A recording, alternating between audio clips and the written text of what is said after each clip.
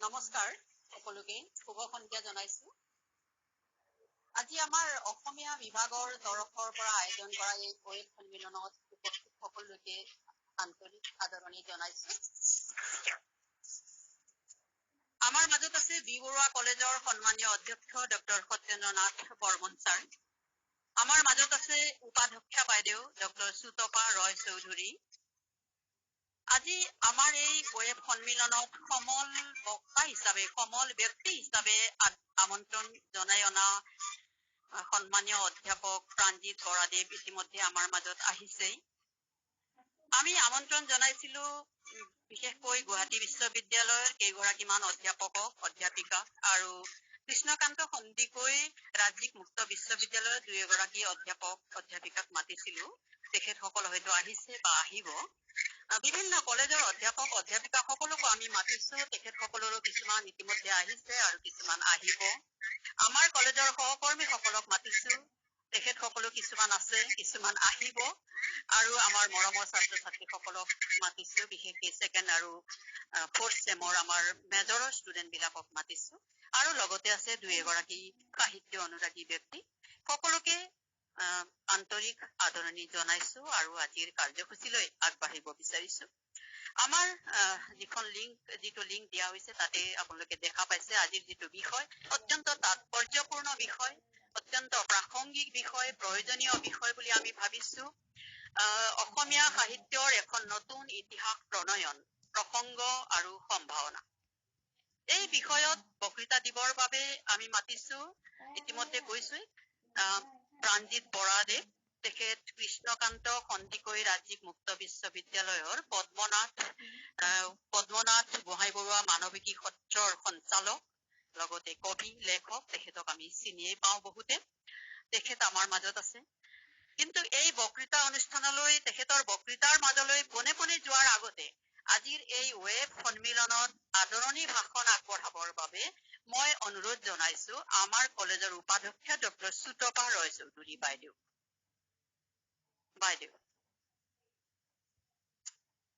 Mute হৈ আছে বাইদেউ, আপোনাৰ মিউট হৈছে। এতিয়া ঠিক আছে? আপুনি আনমিউট কৰি দিছে। Thank you.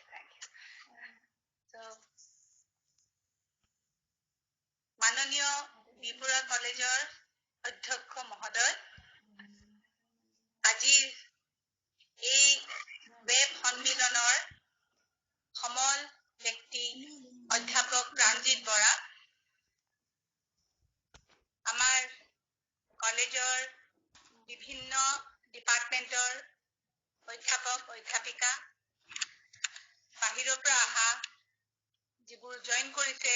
গেষ্টসকল আৰু মৰমৰ ছাত্ৰ ছাত্ৰীসকল, আজি অসমীয়া বিভাগে এটা খুব ধুনীয়া টপিকৰ ওপৰত এই ওয়েব সন্মিলনটো আয়োজন কৰিছে। অসমীয়া সাহিত্যৰ এখন নতুন ইতিহাস প্ৰণয়ন, প্ৰসংগ আৰু সম্ভাৱনা। এইটোৰ বিষয়ে মই সিমান একোৱেই নাজানো। মই কেমিষ্ট্ৰি ছাত্ৰী, টিচাৰ নহয় ছাত্ৰীয়ে, আৰু অসমীয়া সাহিত্যৰ ওপৰত খুব এটা বেছি মোৰ জ্ঞান নাই। সেইকাৰণে ভাবিছো যে আজিৰ এই ওয়েব সন্মিলনত অংশগ্ৰহণ কৰি অন্তত অলপ কিবা সাহিত্যৰ কথা শিকিম। আৰু সেইকাৰণে মই অসমীয়া বিভাগক কংগ্ৰেচুলেট কৰিছো যে ইমান ধুনীয়া এটা টপিকৰ ওপৰত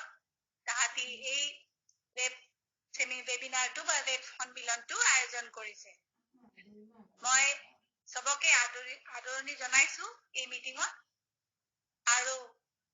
এই কৈ মোৰ বক্তব্য সামৰিছো। Thank U.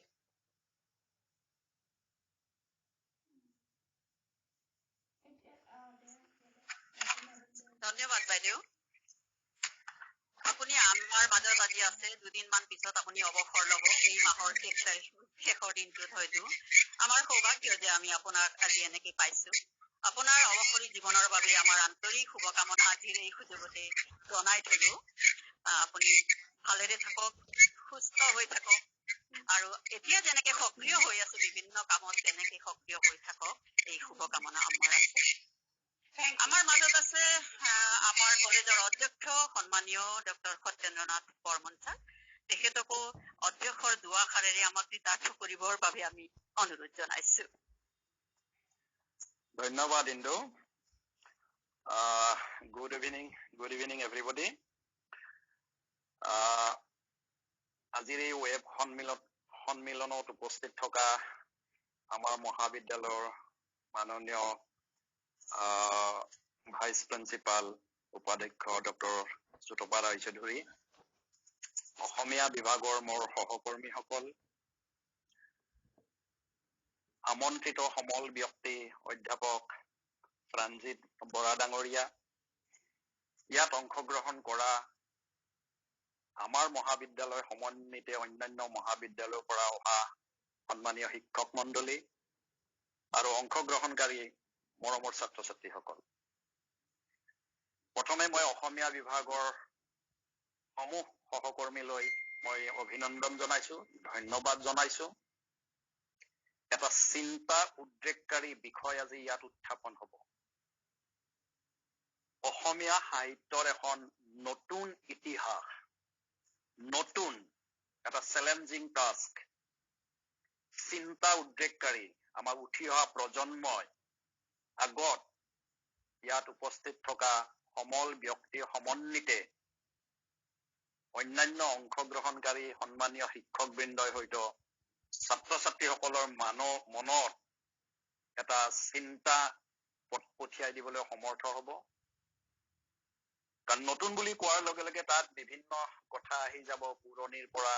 আজিৰ দিনলৈকে সকলো কথা আহি যাব, আৰু সকলো কথা মই বিশ্বাসী ইয়াত আমাৰ সমল ব্যক্তি বৰাদেৱে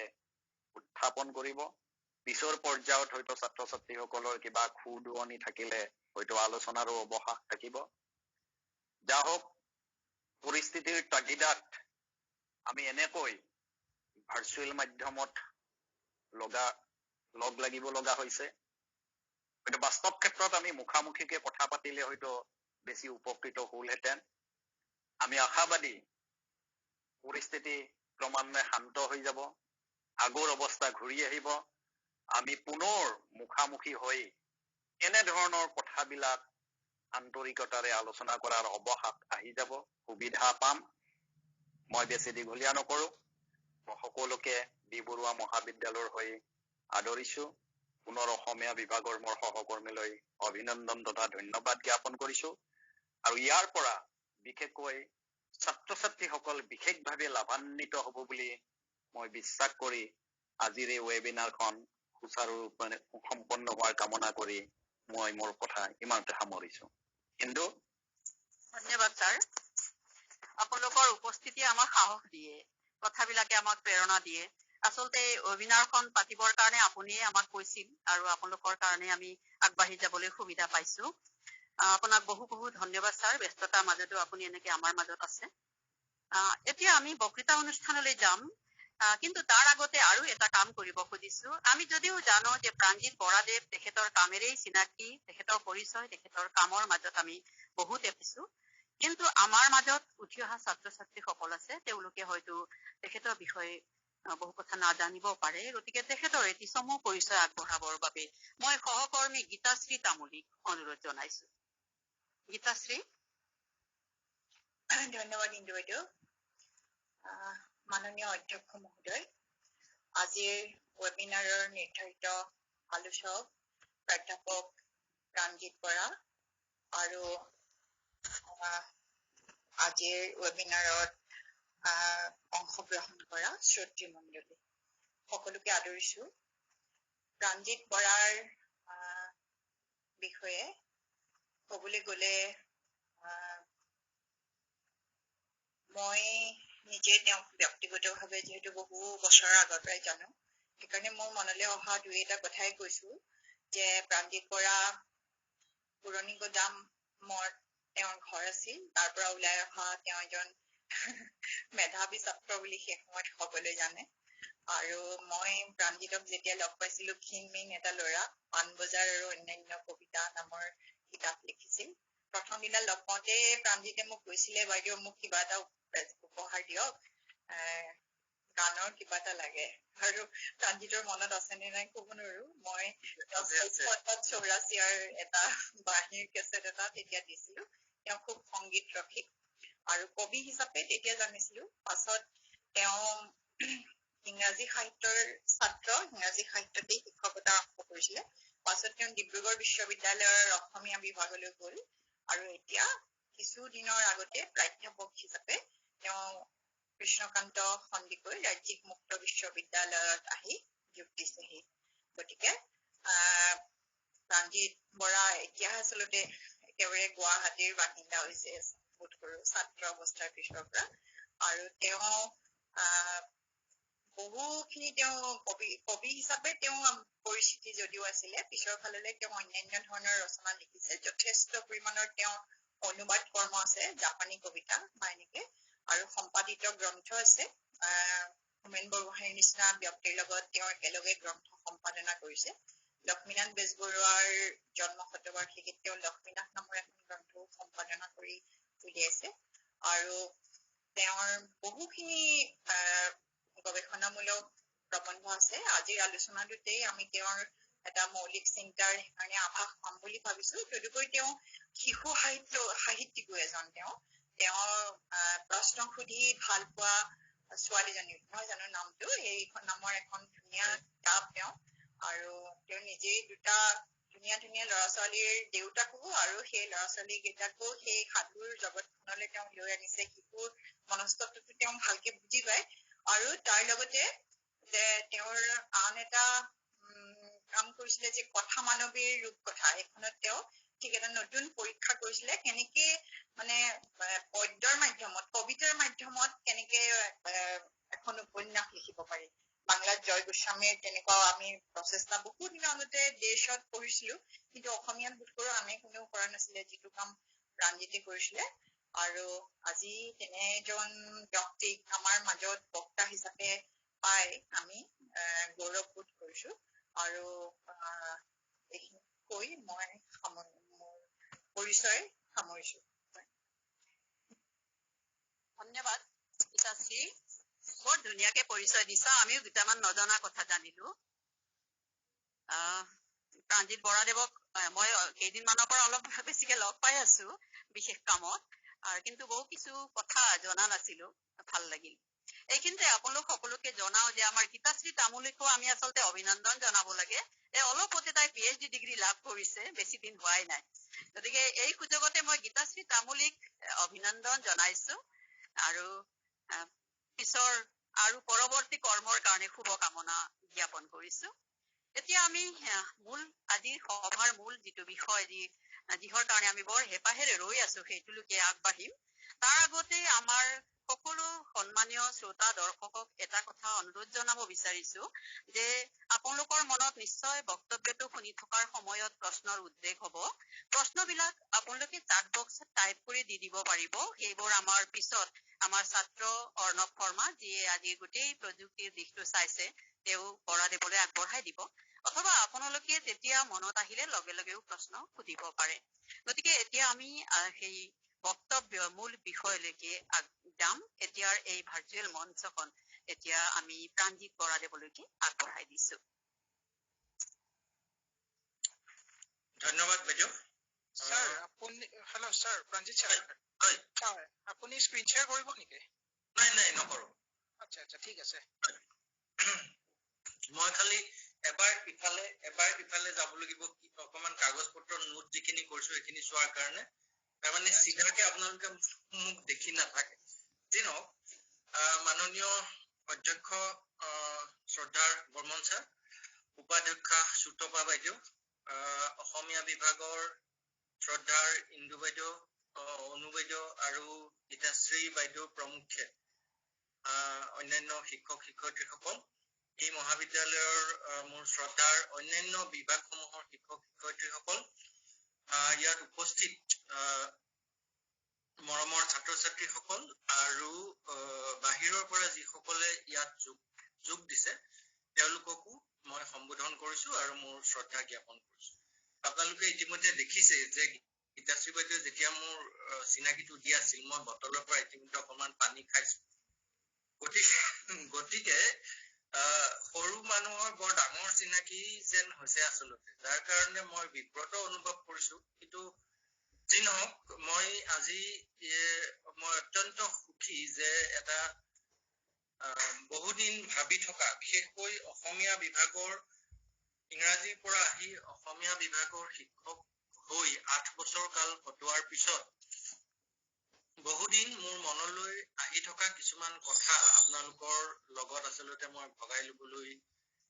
ইচ্ছা কৰিছো আৰু সেইকাৰণে দৰাচলতে এই কথাখিনি ভগাই ল'বলৈ মোৰ যিটো মন গৈ আছিল ইমান দিন তাৰ ফলশ্ৰুতি হিচাপে হয়তো মই আজি এই প্লেটফৰ্মখন পাইছো আৰু যাৰ কাৰণে মই বিভাগৰ এই মহাবিদ্যালয়ৰ অসমীয়া বিভাগৰ আটাই কেইজন সদস্যক মই মোৰ ফালৰ পৰা আন্তৰিক ধন্যবাদ জ্ঞাপন কৰিছো মোৰ গোটেই কথাখিনি মই ভাষণ বুলি নকওঁ মোৰ গোটেই কথাখিনি দুটা পাৰ্টত দুটা অংশত মই ভগাই ল'বলৈ ভাল পাম প্ৰথম হৈছে যে অসমীয়া সাহিত্যৰ ইতিহাস বিলাক যিখিনি ইতিহাসৰ কথা আমি জানো এই ইতিহাস সমূহ কি বা কেনেকুৱা ধৰণৰ তাৰ এটা থুলমূল ধাৰণা এটা আৰু তাৰ পিছত এই ইতিহাসসমূহত এনেকুৱা কি ধৰণৰ খালী ঠাই আছে বা গেপছ আছে যিবিলাক পূৰণ কৰিবৰ কাৰণে বৰ্তমান সময়ত আমি হয়তো চিন্তা কৰিবলগীয়া পৰিৱেশ এটা আহিছে এনেকৈ দুটা অংশত মই কথাখিনি যুক্তিয়াই ক'বলৈ মই যত্ন কৰিম প্ৰথম কথা যে 1855 শকত অসমীয়া তাৰিখ 1855 শকত দেৱেন্দ্ৰনাথ বেজবৰুৱাই অসমীয়া ভাষা আৰু সাহিত্যৰ বুৰঞ্জী প্ৰণয়ন কৰিবৰ আগতেই জোনাকীৰ পাতত হেমচন্দ্ৰ গোস্বামীয়ে অসমীয়া সাহিত্যৰ যুগ বিভাজন কৰিছিল আৰু হেমচন্দ্ৰ গোস্বামীৰ জোনাকীৰ পাতত এই যি অসমীয়া সাহিত্যৰ যুগ বিভাজন এই যুগ বিভাজন আছিল অসমীয়া সাহিত্যৰ ইতিহাসৰ সম্ভৱ প্ৰথমটো ঐতিহাসিক প্ৰয়াস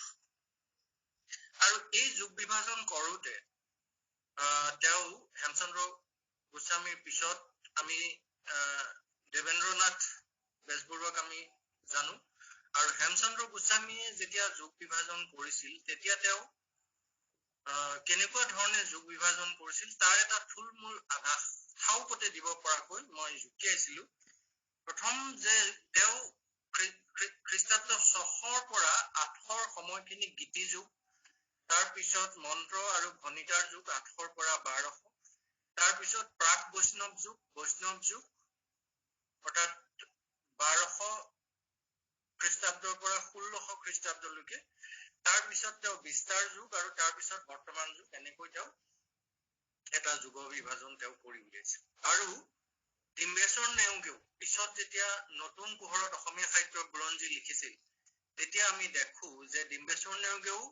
হেমচন্দ্ৰ গোস্বামীৰ এই যিটো বিভাজন আছিল প্ৰাক বৈষ্ণৱ যুগ আৰু বৈষ্ণৱ যুগৰ যিটো তেওঁৰ বিভাজন আছিল সেইটো ডিম্বেশ্বৰ নেওগেও গ্ৰহণ কৰিছিল তাৰ পিছত দেৱেন্দ্ৰনাথ বেজবৰুৱাই যেতিয়া অসমীয়া ভাষা আৰু সাহিত্যৰ বুৰঞ্জী প্ৰণয়ন কৰিলে তেতিয়া তেওঁ আদি যুগ মাজৰ বা উন্নতিৰ যুগ বুলি তেওঁ শব্দটো ব্যৱহাৰ কৰিছিল মিডল পিৰিয়ড আৰু বৰ্তমানৰ যুগ এনেকৈ তিনিটা মূল বহল ক্ষেত্ৰত বিভাজন কৰি লৈ তেওঁ কামখিনি আগবঢ়াইছে তাৰ পিছত বাণীকান্ত কাকতিয়ে সাহিত্যৰ কোনো বুৰঞ্জী প্ৰণয়ন কৰা যদিও নাছিল তেওঁ অসমীয়া ভাষাৰ যি গৱেষণা কৰিছিল সেই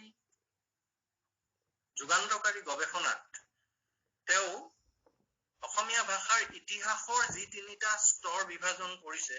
প্ৰাচীন অসমীয়া স্তৰ মধ্য অসমীয়া স্তৰ আধুনিক অসমীয়া স্তৰ বুলি এই তিনিটা বিভাজন যি তেওঁ কৰিছে তাৰ মাজত আমি দৰাচলতে সাহিত্যৰো এক আভাস আমি সাহিত্যৰ যুগ বিভাজনৰ এটা আভাস আমি পাব পাৰোঁ এই বাণীকান্ত কাকতিয়েও তেওঁ শ্ৰদ্ধাপদ আৰু যি বড়ো চণ্ডীদাসৰ শ্ৰীকৃষ্ণ কীৰ্তনকো সাঙুৰি পেলাই মানে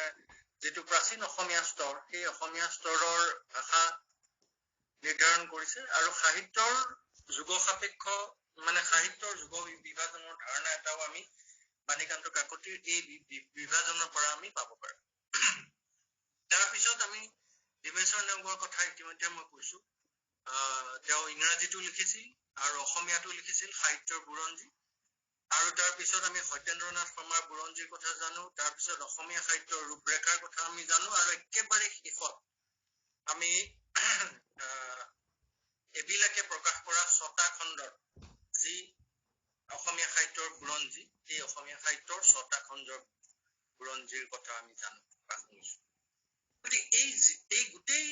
বুৰঞ্জীসমূহত আমি এটা কথা দেখো যে মূলতঃ হেমচন্দ্ৰ গোস্বামীয়ে জোনাকীৰ পাতত মেলি দিয়া যিটো পথ আছিল, সেই পথেদি আগবাঢ়ি গৈ অসমীয়া সাহিত্যৰ অলপ ইফাল সিফাল আছে ইতিহাসকাৰসকলৰ মাজত বা যুগ বিভাজনৰ ক্ষেত্ৰত, কিন্তু সামগ্ৰিকভাৱে ইতিহাস সংৰচনাৰ প্ৰয়াস এটা আমি তেওঁলোকৰ মাজত এইবিলাকৰ এই 6টা খণ্ডৰ বুৰঞ্জীলৈকে আমি দেখিছো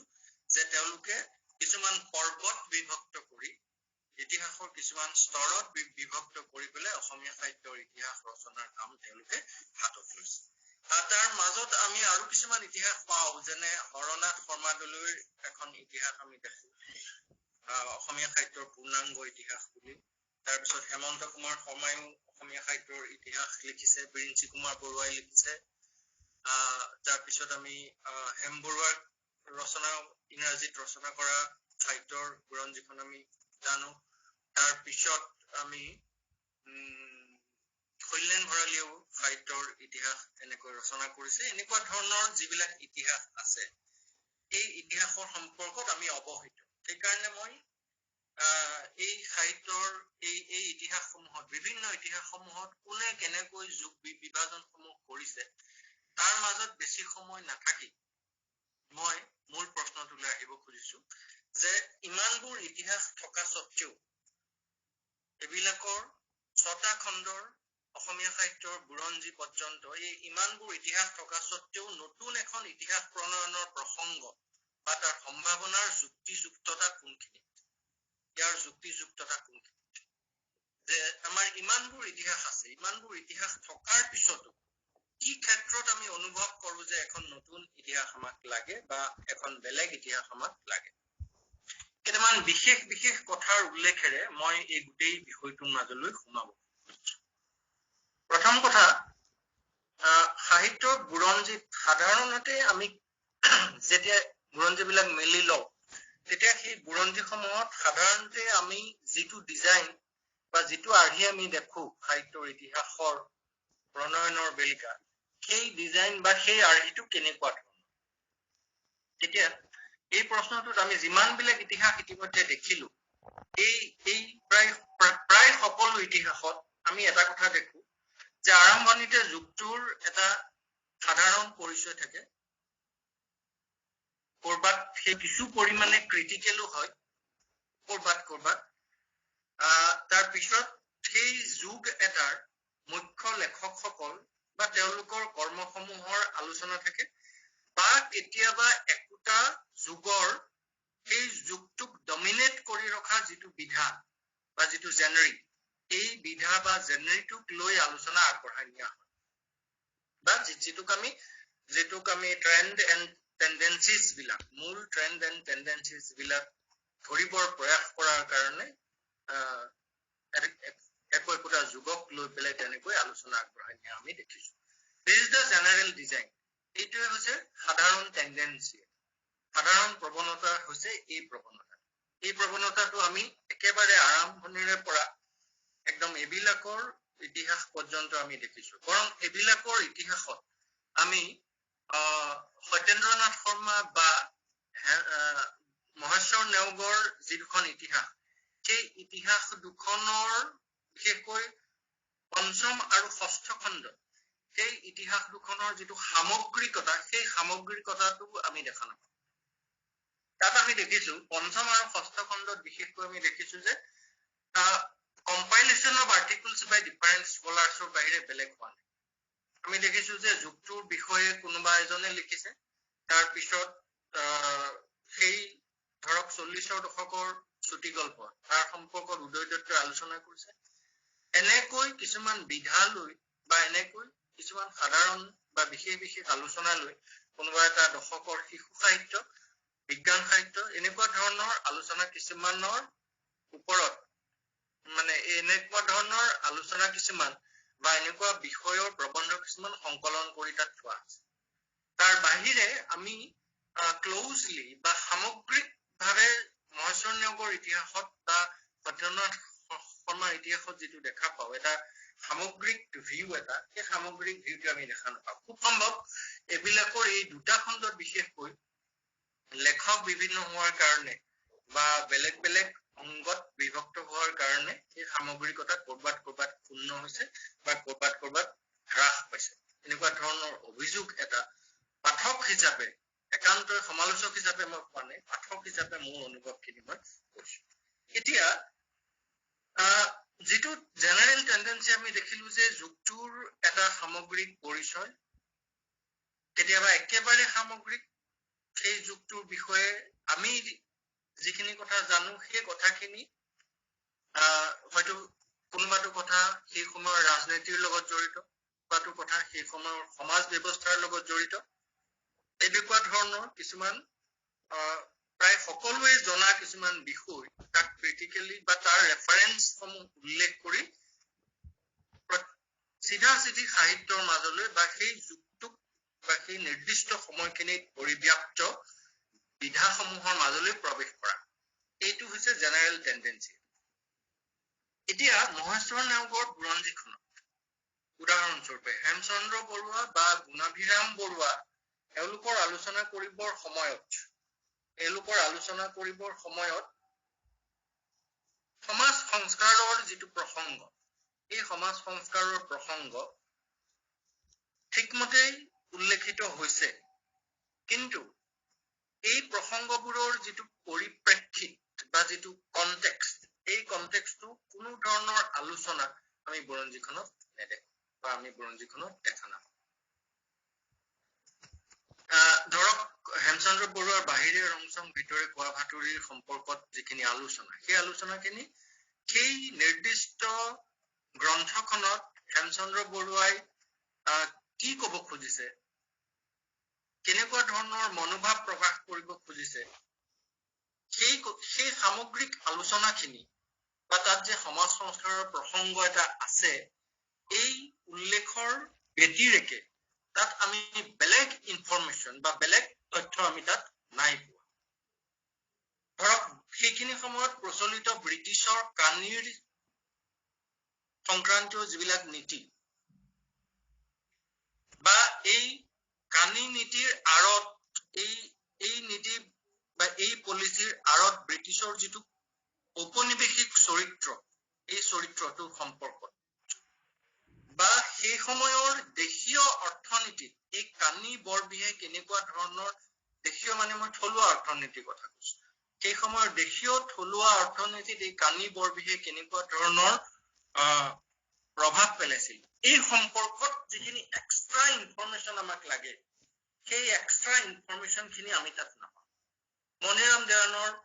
কথা যেতিয়া উল্লেখ আছে সাহিত্যৰ বুৰঞ্জীত, আমি বুৰঞ্জী বিবেক ৰত্নৰ মানে উল্লেখ আমি পাইছো, ঠিকেই, কিন্তু মণিৰাম দেৱানৰ সৈতে ব্ৰিটিছৰ সংঘাতৰ যিটো পৰিপ্ৰেক্ষিত, সেই পৰিপ্ৰেক্ষিতটোৰ উল্লেখ বা সেই পৰিপ্ৰেক্ষিতটোৰ প্ৰসংগ আমি তাত নাই। কথা হ'ল এতিয়া এনেকুৱা ধৰণৰ কিছুমান যিখিনি এবচেন্স বা যিখিনি গেপছ, এই গেপছখিনি আমি আন কিছুমান ক্ষেত্ৰতো আমি লক্ষ্য কৰো। ধৰক এতিয়া যিমান কেইখন বুৰঞ্জীৰ কথা আমি উল্লেখ কৰিলো, এই এটাই কেইখন বুৰঞ্জীত যেতিয়া ঔপনিৱেশিক সময়খিনিৰ কথা আলোচনা কৰা হৈছে, ঔপনিৱেশিক কালৰ অসমৰ কথা বা অসমীয়া সাহিত্যৰ কথা যেতিয়া আলোচনা কৰা হৈছে, কোনখন বুৰঞ্জীত আপুনি ঔপনিৱেশিক আমূলত অসমৰ স্বাস্থ্য ব্যৱস্থাৰ সামান্যতম উল্লেখ আপুনি পাইছে? ঔপনিৱেশিক আমূলত অসমৰ বা অসমৰ স্বাস্থ্য ব্যৱস্থাৰ উল্লেখ আপুনি কোনখন বুৰঞ্জীত পাইছে? ক'তো নাই। কোনখন বুৰঞ্জীত আপুনি ভূমি ব্যৱস্থা বা ব্ৰিটিছৰ ৰাজহ ব্যৱস্থা বা বিভিন্ন কৰ কাটলৰ এই ধৰণৰ উল্লেখবিলাক আপুনি তাত পাইছে? কোনখন বুৰঞ্জীত আপুনি ব্ৰিটিছৰ ঔপনিৱেশিক যিটো মানে পলিচি এই বিশেষকৈ অৰ্থনীতিৰ ক্ষেত্ৰত ইম্পৰ্ট এক্সপৰ্টৰ যিটো বিজনেছ ব্ৰিটিছে কৰিছিল এই ইম্পৰ্ট এক্সপৰ্টৰ বিজনেছৰ সম্পৰ্কত বা এই বিজনেছৰ প্ৰভাৱ আমাৰ মানুহৰ ওপৰত আমাৰ সমাজৰ ওপৰত কেনেকৈ পৰিছিল তাৰ উল্লেখ আপুনি কোনখন বুৰঞ্জীত পাইছে আমি পোৱা নাই আমি সাহিত্যৰ বুৰঞ্জীত দেখিছো যে সাহিত্যৰ বুৰঞ্জীত একেবাৰে জেনেৰেল টেণ্ডেঞ্চিখিনিৰ উল্লেখ আছে আৰু তাৰ পৰা চিধা চিধি লেখকসকলৰ মাজলৈ গৈছে মিছনেৰীসকলৰ উল্লেখ প্ৰসংগত মিছনেৰীসকলৰ সমাজ সংস্কাৰৰ কথা কৈ মিছনেৰীসকলে অসমীয়াসকলৰ কাৰণে কি কৰিছিল সেইখিনি কথা আমি তাত উল্লেখ পাইছো কিন্তু তাৰ আঁৰৰ যিখিনি পলিটিক্স তাৰ আঁৰৰ পলিটিক্সখিনি বা তাৰ আঁৰৰ যিখিনি ৰাজনীতি আঁৰৰ খবৰবিলাক আমি নাই এই গেপছ বিলাক এতিয়া ধৰক 1800 মই কেইখনমান কিতাপ লুটিয়াই থাকোতে এই প্ৰসংগত মই পাইছিলো যে 1892 চনত অসমত কনষ্টেণ্টলি চিক ৰেট যিটো মানে মানুহৰ সেইখিনি সময়ত কনষ্টেণ্টলি চিক ৰেট কেনেকুৱা ধৰণৰ আছিল 72.4 in the ratio of 1000 of strength এই সময়ত কলেৰাত বা হাইজাত মানুহবিলাক যিটো ভুগিছিল 0.80% বিভিন্ন শ্বাস প্ৰশ্বাসজনিত অসুখত 3.18% আৰু জ্বৰত 12.1% মানুহ মৃত্যু হোৱাৰ খবৰ আমি এই ৰিপৰ্ট বিলাকত 1892 এটা ৰিপৰ্টত চেনিটাৰী ৰিপৰ্টত আমি পাইছো তাৰপিছত আমি দেখিছো যে সেই ৰিপৰ্টটোত আৰু এটা গুৰুত্বপূৰ্ণ উল্লেখ আমি পাইছো যে the mortality from dysentery is a remarkable but well recognized feature in the disease history of Assam, being 6 times death from the same cause in Bombay and Berar, and nearly 4 times that of northwest provinces,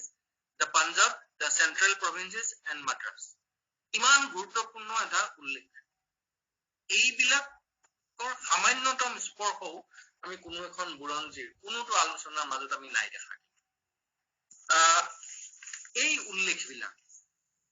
এতিয়া কথা হল আমাৰ সাহিত্যৰ যিবিলাক বুৰঞ্জী এই বুৰঞ্জী বিলাকত এনেকুৱা ধৰণৰ উল্লেখ বা আলোচনা থাকিব নাপায় নেকি প্ৰশ্নটো হৈছে সেইটো এনেকুৱা ধৰণৰ যিবিলাক কথা ব্ৰিটিছ ইকনমিক পলিচি হওক সেই সময়ৰ বিভিন্ন ধৰণৰ আইন কানুনৰ উল্লেখ কৰ কাটল ব্যৱস্থাৰ উল্লেখ ভূমি ব্যৱস্থাৰ উল্লেখ এইবিলাক সাহিত্যৰ বুৰঞ্জীত উল্লেখ বা এইবিলাকৰ আলোচনা থাকিব নাপায় নেকি ঔপনিৱেশিক যুগৰ অসমীয়া সাহিত্যৰ আলোচনাত এই বুৰঞ্জী কেইখনত কতোৱে আমি ব্ৰিটিছৰ বিভিন্ন ঔপনিৱেশিক পলিচিসমূহৰ কোনো ধৰণৰ এক্সক্লুচিভ আলোচনা আমি দেখা পোৱা নাই ব্ৰিটিছৰ ৰাজহ ব্যৱস্থা কৰ ব্যৱস্থা আইন কানুন এইবিলাকৰ উল্লেখ আমি কতো পোৱা নাই আনকি ব্ৰিটিছে অসমখন যে 1826 চনত এনেক্স কৰিলে নিজৰ সাম্ৰাজ্যৰ সৈতে এই এনেক্সৰ আঁৰত ব্ৰিটিছৰ যিটো ইকনমিক ইণ্টাৰেষ্ট আছিল সেই ইকনমিক ইণ্টাৰেষ্টৰ প্ৰসংগটো সবিস্তাৰে যেনেকৈ উল্লেখ হ'ব লাগিছিল তথ্য সহকাৰে যেনেকৈ উল্লেখ হ'ব লাগিছিল তাৰ কোনো ধৰণৰ উল্লেখ নাই সূৰ্য কুমাৰ ভূঞাই যিটো অসমত ব্ৰিটিছৰ যিটো আৰ্লি কানেকশ্যনছ গৌৰীনাথ সিংহৰো সময়ৰ পৰা তাৰ আগৰ পৰা এই গোটেইখিনি সম্পৰ্কত যিখিনি কথা লিখিছে সেইবিলাকৰ উল্লেখটো নাই কিন্তু এই যিটো গ্ৰেট ইকনমিক ইণ্টাৰেষ্ট আছিল যিটো ইণ্টাৰেষ্টৰ কাৰণে ব্ৰিটিছে মন নথকা সত্ত্বেও অসমখন ল'বলৈ বাধ্য হ'ল তাৰ উল্লেখ কিন্তু আমি তাত নাপাওঁ গতিকে এনেকুৱা ধৰণৰ যিবিলাক প্ৰসংগ এই প্ৰসংগবিলাক সাহিত্যৰ বুৰঞ্জীত উল্লেখ থাকিব পায় নে নাপায় মোৰ প্ৰশ্নটো হৈছে আৰু কিছুমান কথা আমি দেখো যেনে ধৰক 1873 চনত অসমীয়া ভাষাৰ পুনঃ প্ৰতিষ্ঠা যেতিয়া হ'ল এই পুনঃ প্ৰতিষ্ঠাৰ হকে মিছনেৰীসকলে কিংবা সংশ্লিষ্ট ব্ৰিটিছ সাহাবৰ যি সদ্ভাৱ এই প্ৰসংগসমূহৰ উল্লেখ আমি বুৰঞ্জীসমূহত পাইছো কিছু হলেও আমি পাইছো কিন্তু সামগ্ৰিকভাৱে ব্ৰিটিছ কলনিয়েল যিটো ইণ্টাৰেষ্ট যে 1873 পিছত অসমত অসমীয়া ভাষাক লৈ পেলাই এই যে ভাষাৰ পুনৰ প্ৰতিষ্ঠা হ'ল ইয়াক লৈ পেলাই ব্ৰিটিছ কলনিয়েল যিটো পাৱাৰ তেওঁলোক কিমান দূৰলৈ সেনচিটিভ আছিল এইটো এটা অতি ক্ৰিটিকেল প্ৰশ্ন আৰু এই ক্ৰিটিকেল প্ৰশ্নটো কোনো ধৰণৰ উত্তৰ আমি নাই পোৱা 1873 পৰাই যেন স্বয়ং ব্ৰিটিছে যেন অসমীয়া ভাষাক সংস্থাপিত কৰাৰ কাৰণে আগবাঢ়ি আহিল আৰু তাৰ পিছত আমি অসমীয়া ভাষাটোক দেখিবলৈ পাইছো এই ধৰণৰ কিছুমান মাজে মাজে মনৰ মাজলৈ আহি থাকে কিছুমান বস্তু পঢ়িবৰ সময়ত এটা সাধাৰণ উদাহৰণ মই দিওঁ যে এই যে ক'লো যে অসমীয়া ভাষাক 1873 চনত পুনৰ প্ৰতিষ্ঠা কৰাৰ হ'ল আৰু তাৰ পিছত কেনেকুৱা ধৰণৰ ঘটনা এটা ঘটিছিল 1901 চনত কেবি এণ্ড কোম্পানীৰ পৰা এখন কিতাপ প্ৰকাশিত হৈছিল সেইখন হ'ল the new 20th century cyclopaedia and dictionary যিখন 1901 চনত প্ৰকাশিত হৈছিল কেবি এণ্ড কোম্পানীৰ পৰা প্ৰকাশিত হোৱা এখন চাইক্লোপেডিয়াৰ এখন কিতাপ তাত আছাম নামৰ এটা প্ৰবিষ্টি আছে সেই আছাম নামৰ যিটো প্ৰবিষ্টি এই প্ৰবিষ্টিটো পঢ়িলে মই কৈছো যে 1873 পিছৰ ঘটনা এই প্ৰবিষ্টিটো পঢ়িলে 1901 চনত প্ৰকাশিত এই চাইক্লোপেডিয়াখনত আছাম নামৰ প্ৰবিষ্টিটো পঢ়িলে অবাক হ'ব লাগে তাত মানে কলনিয়েল বা ঔপনিৱেশিক শাসকৰ যিটো দৃষ্টি সেইটো ঠিকে আছে যে তাত যিবিলাক বিশেষণ ব্যৱহাৰ কৰা হৈছে অসমৰ সমৃদ্ধি বা গোটেই ব্ৰহ্মপুত্ৰ উপত্যকাটোৰ সমৃদ্ধি বুজোৱাৰ কাৰণে নিৰ্দেশ কৰাৰ কাৰণে চমকপ্ৰদ ধৰক অসমৰ এন্ট্ৰিটোত লিখিছে এনেকৈ যে Assam a chief commissionership or province of British India অসমৰ সেইখিনি সময়ৰ যিটো আয়তন 49,004 স্কোৱাৰ মাইলছ সেইটো উল্লেখ আছে আৰু তাৰ পিছত it forms a series of fertile valleys watered by the Brahmaputra and its tributaries consisting of rich alluvial plains তাৰ পিছত অসমৰ হাবিত কি পায় কেনেকুৱা ধৰণৰ জীৱ জন্তু পায় কি ধৰণৰ কাঠ পায় কি ধৰণৰ সম্পদ পায় সকলোবিলাকৰ বিৱৰণ আছে আৰু তাৰ লগতে লিখিছে the article of most commercial importance is T which was first exported in 1838 কিন্তু তাৰ পিছত যিকেইটা বাক্য লিখিছে 1901 চনত প্ৰকাশিত হোৱা এই চাইক্লোপেডিয়াত সেইকেইটা পঢ়িলে গাটো অকমান হমহমাই যায় লিখিছে যে there is no single Assamese nationality and the Assamese language is merely a modern dialect of Bengali এই এন্ট্ৰিটো একেবাৰে শেষত আমি এইখিনি ইনক্লুশন আমি পাইছো There is no single Assamese nationality and the Assamese language is merely a modern dialect of the Bengali 1873 অসমীয়া ভাষা পুনৰ প্ৰতিষ্ঠা হৈ যোৱাৰ পিছত এই ধৰণৰ ঘটনা আমি পাইছো আনহাতে আন এখন কিতাপ সেইখন আপোনাৰ 1896 চনত শ্বিলং সেক্ৰেটাৰিয়েটৰ পৰা প্ৰকাশিত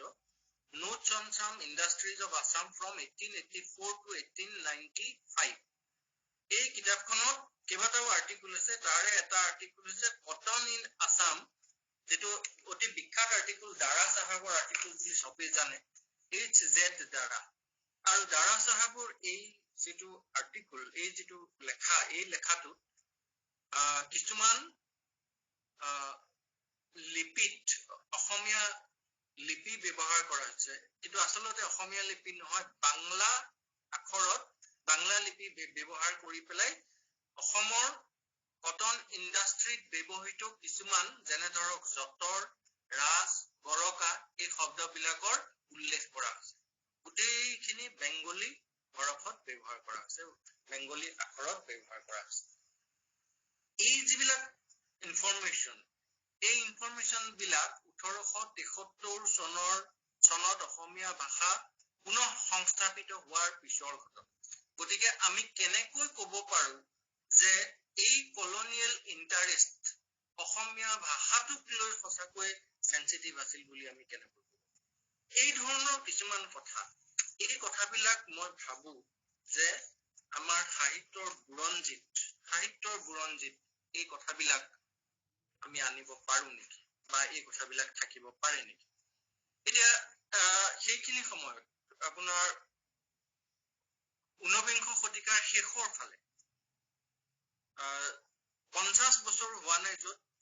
ব্ৰিটিছে অসমখন অধিকাৰ কৰিব সেইখিনি সময়ত আমি দেখো যে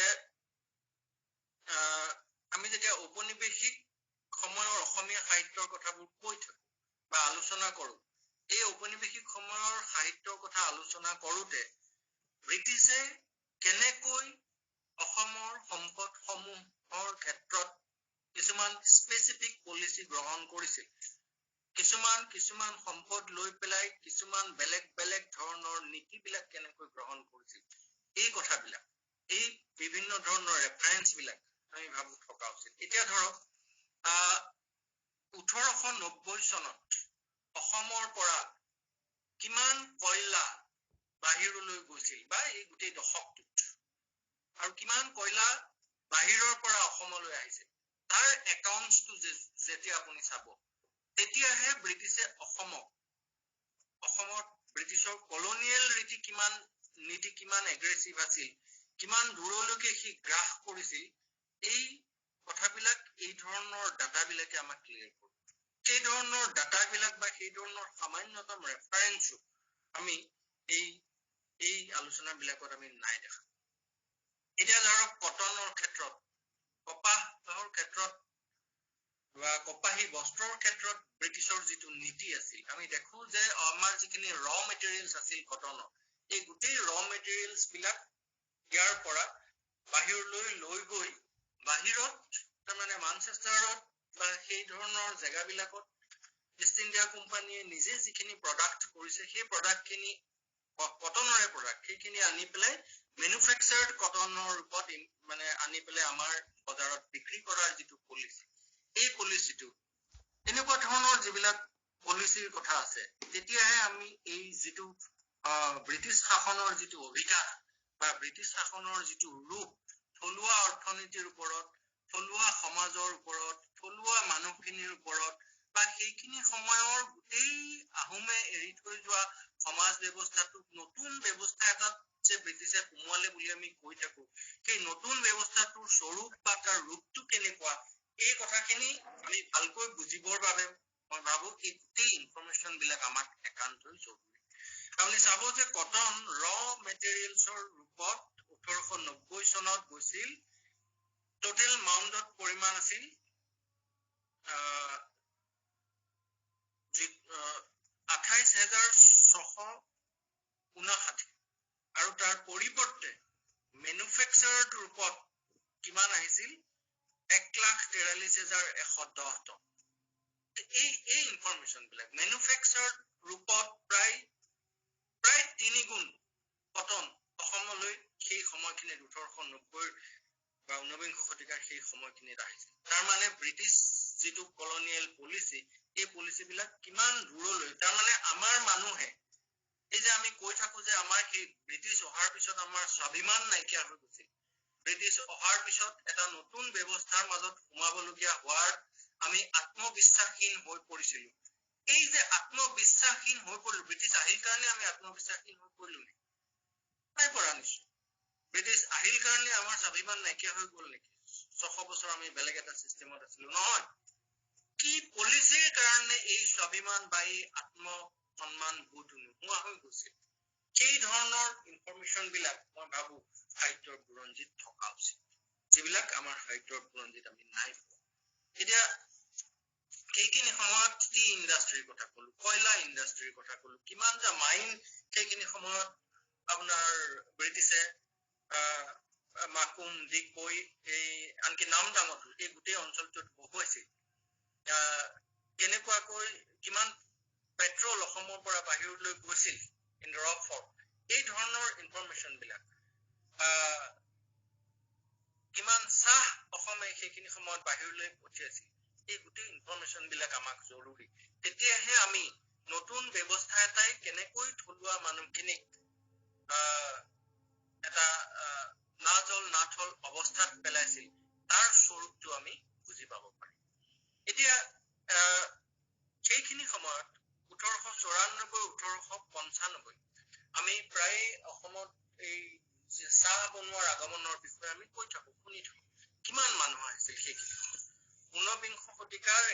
শেষৰ ফালে আমি দেখো যে অসমলৈ কেৱল এটা বছৰত 1894 চনত অহা সকলো ধৰণৰ টি লেবাৰাৰৰ পৰিমাণ আছিল 35,706 জন আৰু তাৰ পিছৰ বছৰত প্ৰায় দুগুণ হৈছিল, ডেৰ গুণ হৈছিল, অৰ্থাৎ 1895 চনত 56,501 জন চাহ বাগিচাৰ বনোৱা অসমলৈ আহিছিল। আৰু তাত কিন্তু তেওঁলোকৰ শিশুবিলাক অন্তৰ্ভুক্ত হৈ থকা নাছিল। 1894 চনত প্ৰায় 11,000 শিশু মানে T worker children of the T workers অসমলৈ আহিছিল প্ৰায় 11,000 আৰু তাৰ পিছৰ বছৰত প্ৰায় 17,000। এওঁলোকৰ চিলড্ৰেনখিনিকো ধৰিলে এই সংখ্যাটো বাঢ়ি যায়। গতিকে এনেকুৱা ধৰণৰ যিবিলাক পলিচি, কি পলিচিৰ কাৰণে এওঁলোক আহিছিল,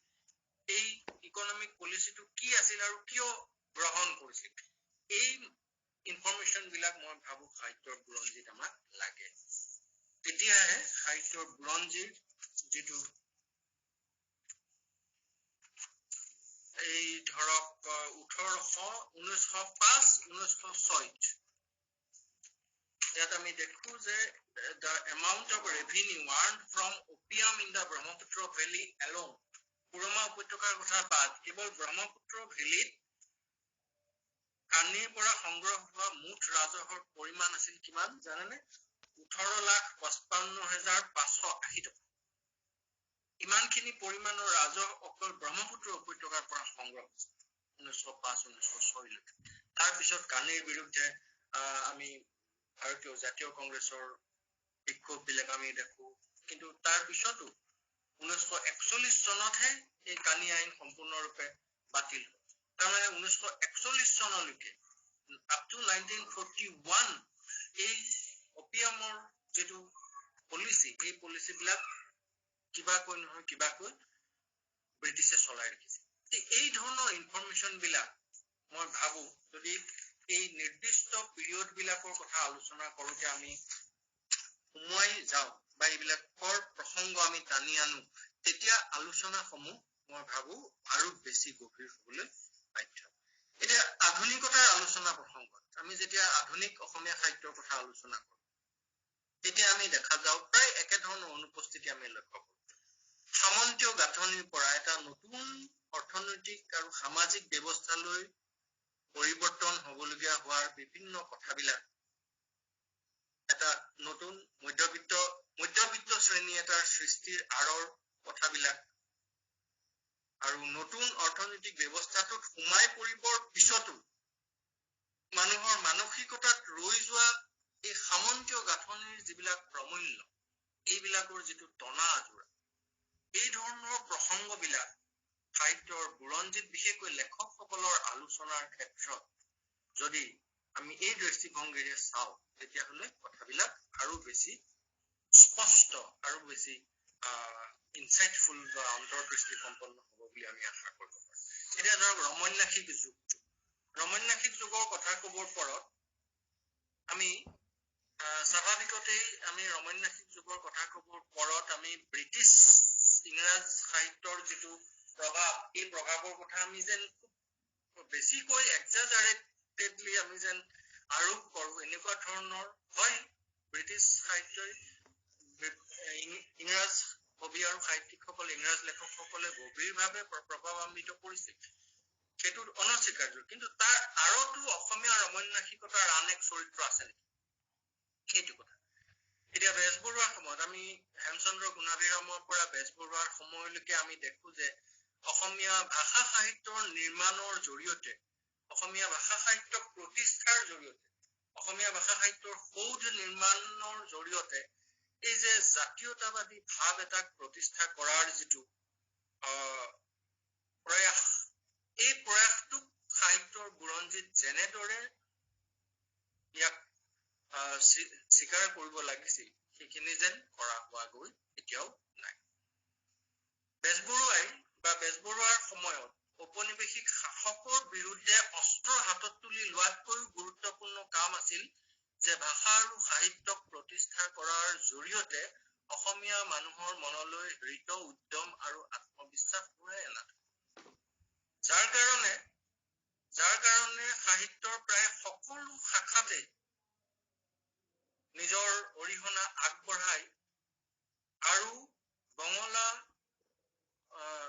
তাৰ্কিকসকলৰ লগত অনবৰতে তৰ্ক যুদ্ধত লিপ্ত হৈ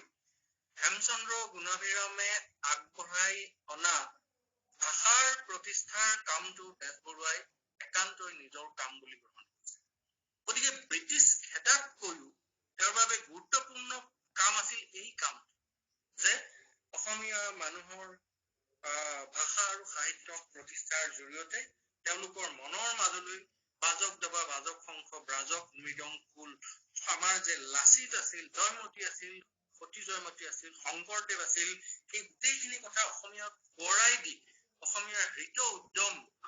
পুনৰুদ্ধাৰ কৰি ভাষা আৰু সাহিত্যৰ এক মন্দিৰ প্ৰতিষ্ঠা কৰাৰ যিটো গুৰু দায়িত্ব যাৰ কাৰণে খুব সম্ভৱ মহেশ্বৰ নেওগে গোটেই ৰমন্যাসিক যুগটোক বেজবৰুৱাৰ যুগ বুলি কৈছে বা অসমীয়া সাহিত্যৰ দ্বিতীয় সোণালী যুগ বুলি কৈছে। প্ৰথম সোণালী যুগ শংকৰদেৱৰ যুগ, দ্বিতীয় সোণালী যুগ বুলি তেওঁ বেজবৰুৱাক অভিহিত কৰিছে। এই যে চিমেণ্টিং ফ'ৰ্চ এটা ৰূপত বেজবৰুৱাই যে কাম কৰিছিল, ডিচাইডিং ফ'ৰ্চ এটা ৰূপত যে বেজবৰুৱাই কাম কৰিছিল, যাৰ জৰিয়তে আমাৰ জাতীয়তাবোধৰ প্ৰতিষ্ঠা হৈছিল, এই জাতীয়তাবোধৰ প্ৰতিষ্ঠাৰ প্ৰসংগটো আমি ক'ত পাইছো সাহিত্যৰ পৰা। মই ভাবো অসমীয়া ৰমন্যাসিক সাহিত্যৰ বিচাৰ বিশ্লেষণত এই জাতীয়তাবোধৰ জাগৰণ বা জাতীয়তাবোধৰ প্ৰতিষ্ঠা এইটো এটা অন্যতম গুৰুত্বপূৰ্ণ ফেক্টৰ এটা অধ্যায় এটা আৰু এইটোৱে মই ভাবো ইংৰাজ প্ৰভাৱতকৈও অতি বেছিকৈ আলোচিত হ'বলগীয়া এটা বিষয়। ইংৰাজ প্ৰভাৱে কেৱল সাহিত্যৰ পিনে মানে মনোযোগ দি তেওঁলোকক এই জাতিৰ ভাৱনাৰ পৰা বিচ্যুত কৰিব পৰা নাছিল। সেইবাবে কমলাকান্ত ভট্টাচাৰ্য যেতিয়া যিজন তেওঁ যেতিয়া পাহৰণিৰ দৰে কবিতা লিখিছিল, কিয় লিখিছিল? যেতিয়া বেজবৰুৱাই অসম সংগীতৰ দৰে কবিতা লিখিছে, কিয় লিখিছে? গোটেই অসমীয়া ৰমন্যাসিক সাহিত্যত আমি দেখো যে ভাষা সাহিত্যক প্ৰতিষ্ঠা কৰাৰ কাৰণে যিটো আপুৰুগীয়া প্ৰয়াস, এই প্ৰয়াসৰ আঁৰত আছে জাতীয়তাবোধ প্ৰতিষ্ঠা কৰাৰ এটা কাৰবাৰ। গতিকে এই নতুন অৰ্থনৈতিক ব্যৱস্থা এটাত সোমাই পৰিবৰ পিছত মানুহৰ হৃত উদ্যম হেৰাই যোৱা আত্মবিশ্বাসী গোটেইখিনি ঘূৰাই আনি তাক প্ৰতিষ্ঠা কৰি জাতি হিচাপে সক্ৰিয় হৈ উঠিব পৰাৰ যিটো মানে যিটো সম্ভাৱনা, এই সম্ভাৱনাক জাগ্ৰত কৰি তোলাৰ যিটো কাৰবাৰ, ই অসাধাৰণ কাৰবাৰ আৰু সেই কাম বেজবৰুৱাই কৰিছিল। আৰু সেইবাবে অসমীয়া সাহিত্যৰ বুৰঞ্জী যেতিয়া লিখা যাব, এই বুৰঞ্জীত মই ভাবো এই কথাখিনিৰ ওপৰত আটাইতকৈ বেছি ফকাচ হ'ব লাগে, যাতে আমি গোটেই ৰমন্যাসিক সাহিত্যৰ এক নতুন বিচাৰ আমি এই দৃষ্টিভংগী দি আমি হয়তো কৰিব পাৰিম, যিটো এতিয়ালৈকে হয়তো কৰা হোৱা নাই। আমি যেতিয়া ছাত্ৰ হৈ আছিলো, মই গীতাশ্ৰী বাইদেৱে কৈছে যে প্ৰাণজিৎ ইংৰাজীৰ আছিল, ইংৰাজীৰ সাহিত্য পঢ়িছিল, ইংৰাজী সাহিত্য পঢ়িছিলো আৰু ইংৰাজী সাহিত্য পঢ়োতে আমি প্ৰায় কম্পালচৰি এখন কিতাপ পঢ়িবলগীয়া হৈছিল, ইংলিছ ছচিয়েল হিষ্ট্ৰী, যিখন GM ট্ৰেভেলিয়ানৰ, আপোনালোক সকলোৱে জানে। GM ট্ৰেভেলিয়ানৰ ইংলিছ ছচিয়েল হিষ্ট্ৰী যেতিয়া আমি পঢ়িছিলো, তেতিয়া ট্ৰেভেলিয়ানৰ যিখন কিতাপখনৰ যিটো সূচী আছিল মোৰ চকুৰ সন্মুখত বাঢ়ি আছে, তাত আছিল দ্য এজ অফ চচাৰ বুলি, দ্য এজ অফ ড্ৰাইডেন বুলি, দ্য ৰেষ্টৰেশ্যন পিৰিয়ড, এনেকুৱা ধৰণৰ লেখকসকলৰ নামেৰে এটা যুগ বা তেওঁলোকে প্ৰতিনিধিত্ব কৰা সময়খিনিক, সেই সময়খিনিৰ বিভিন্ন ছচিয়েল টেণ্ডেঞ্চি বিলাকক বিশ্লেষণ কৰাৰ যিটো প্ৰৱণতা, এই প্ৰৱণতাটো আমি ট্ৰেভেলিয়ানৰ কিতাপখনৰ মাজত আমি দেখিছো। আৰু ট্ৰেভেলিয়ানে ছচিয়েল হিষ্ট্ৰী সম্পৰ্কত তেওঁ ছচিয়েল হিষ্ট্ৰীনো কি তাৰ ব্যাখ্যা আগবঢ়াই তেওঁ কেইটামান কথা কৈছিল ইন্ট্ৰডাকশ্যনটোত, মই লিখিছো, নোট কৰিছো, কথাকেইটা শুনক। Social history provides the required link between economic and political history. অৰ্থনৈতিক আৰু ৰাজনৈতিক ইতিহাসৰ মাজৰ যিটো প্ৰয়োজনীয় লিংক, এই লিংকটো, যোগসূত্ৰটো আমাক ছচিয়েল হিষ্ট্ৰীয়ে দিব পাৰে। It has its own positive value and particular concerns. ইয়াৰ পৰিধি বা স্কোপ কেনেকুৱা, সেইটো ট্ৰেভেলিয়ানৰ মতে ইয়াৰ স্কোপ বহুত বহল, ভাবিব নোৱাৰা ধৰণে বহল, এনেকুৱাকৈ বহল যে it includes the human as well as the economic relation of different classes to one another. The character of family and household life, the conditions of labor and of leisure, labor and leisure, the attitude of man to nature, the culture of each age as it arose out of these general conditions of life. এই হৈছে social history. এটা যুগৰ সৈতে আন এটা যুগৰ যেটো সম্পৰ্ক কোনো এটা যুগেই এনেকুৱা নহয় যে সি water tight compounded. ৰেবেলিয়নে তেওঁৰ social history লিখোতে এই কথাটোৰ ওপৰত আটাইতকৈ গুৰুত্ব দিছে যে এটা এজ বা এটা এজৰ বা এটা যুগৰ বিশেষ বিশেষ টেন্ডেন্সি কিছুমান তাৰ পৰৱৰ্তী যুগটোলৈ ট্ৰান্সফাৰ হৈ আৰু social historian জনে কেনেকৈ এটা নতুন যুগৰ উঠি অহা বা নতুন যুগৰ মূল্যবোধসমূহ পুৰণিৰ লগত কেনেকৈ সি মিংলিং হৈছে বা একাকাৰ হৈছে সেইখিনি কথা social historianship লিখিবলৈ তেওঁ সেইখিনি কথা তাতে দেখুৱাইছে এতিয়া অলপতে মই লক্ষ্মীনন্দন বৰাৰ গল্পৰ বিষয়ে এটা লেখা লিখিছো আৰু সেই লেখাটো লিখোতে কিছু কথা মই অনুভৱ কৰিছিলো যে তেওঁ সখা দামোদৰ যিটো গল্প সেই গল্পটো মই আপোনালোকক জাষ্ট অকণমান আভাস এটা দিব খুজিছো 1 মিনিট কৈছো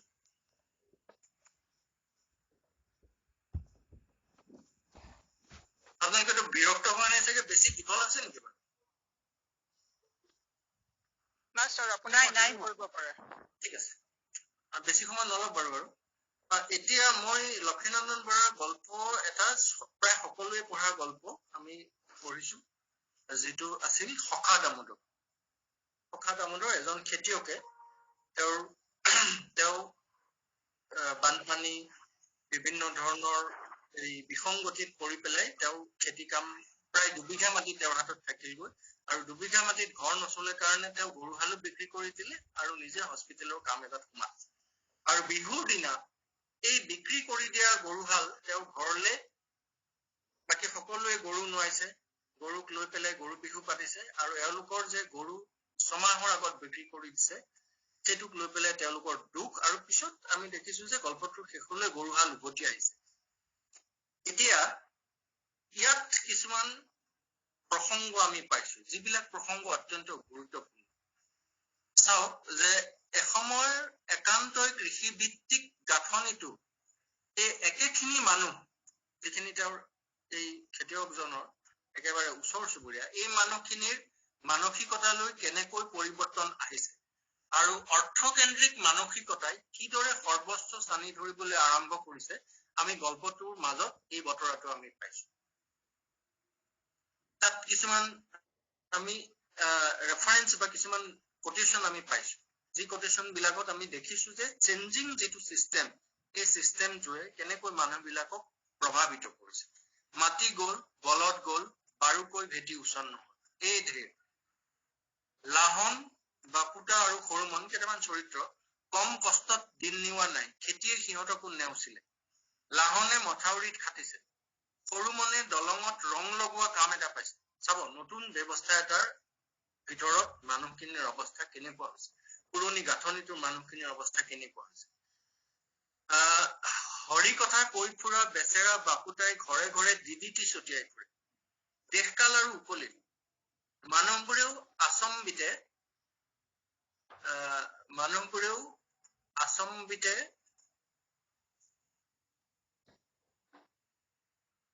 ব্যৱসায়বোৰ লৈছে ভজনৰ পুতেক দেওবাৰৰ যাত্ৰা পাৰ্টিৰ মেনেজাৰ আছিল সি ঢোলো ভাল বজায় ইয়াত ঢোল বজায় বা ধনী মানুহৰ ঘৰত যাত্ৰা কৰি 2 পইচা সি উলিয়াইছিল কিন্তু আজিকালি মাইক সাইকবোৰ উলোৱাত সি এৰা পৰিল সি এতিয়া গাঁৱে গাঁৱে কেৰাচিন তেলৰ খালি টিন কিনি ফুৰে আৰু সেইবোৰ চহৰত বেছি 2 পইচা উলিয়ায় মূল গল্পটোৰ ভিতৰত এই যিখিনি টেক্সট আছে যিখিনি সাব টেক্সট বুলি আমি হয়তো ক'ব পাৰো এই টেক্সটখিনি অতি গুৰুত্বপূৰ্ণ আমাৰ সময়বোৰ বুজাৰ কাৰণে আমাৰ সময়বোৰ কেনেকৈ পৰিৱৰ্তন হৈছে এটা যুগৰ পৰা আন এটা যুগলৈ অহা পৰিৱৰ্তন বিলাক কেনেকুৱা ধৰণৰ সাহিত্যত তাৰ প্ৰতিফলন কেনেকুৱা ধৰণৰ এই কথাবিলাক এই ধৰণৰ গল্পসমূহত বা সাহিত্য কৰ্মসমূহত যেনেকৈ লিপিবদ্ধ হৈছে সেইবোৰ আমি ৰিলেট কৰি যদি আমি কথাবিলাক ভাবো বা লিখো তেতিয়া মই ভাবো আৰু বেছি ডিপলি ফকাসড হ'ব গতিকে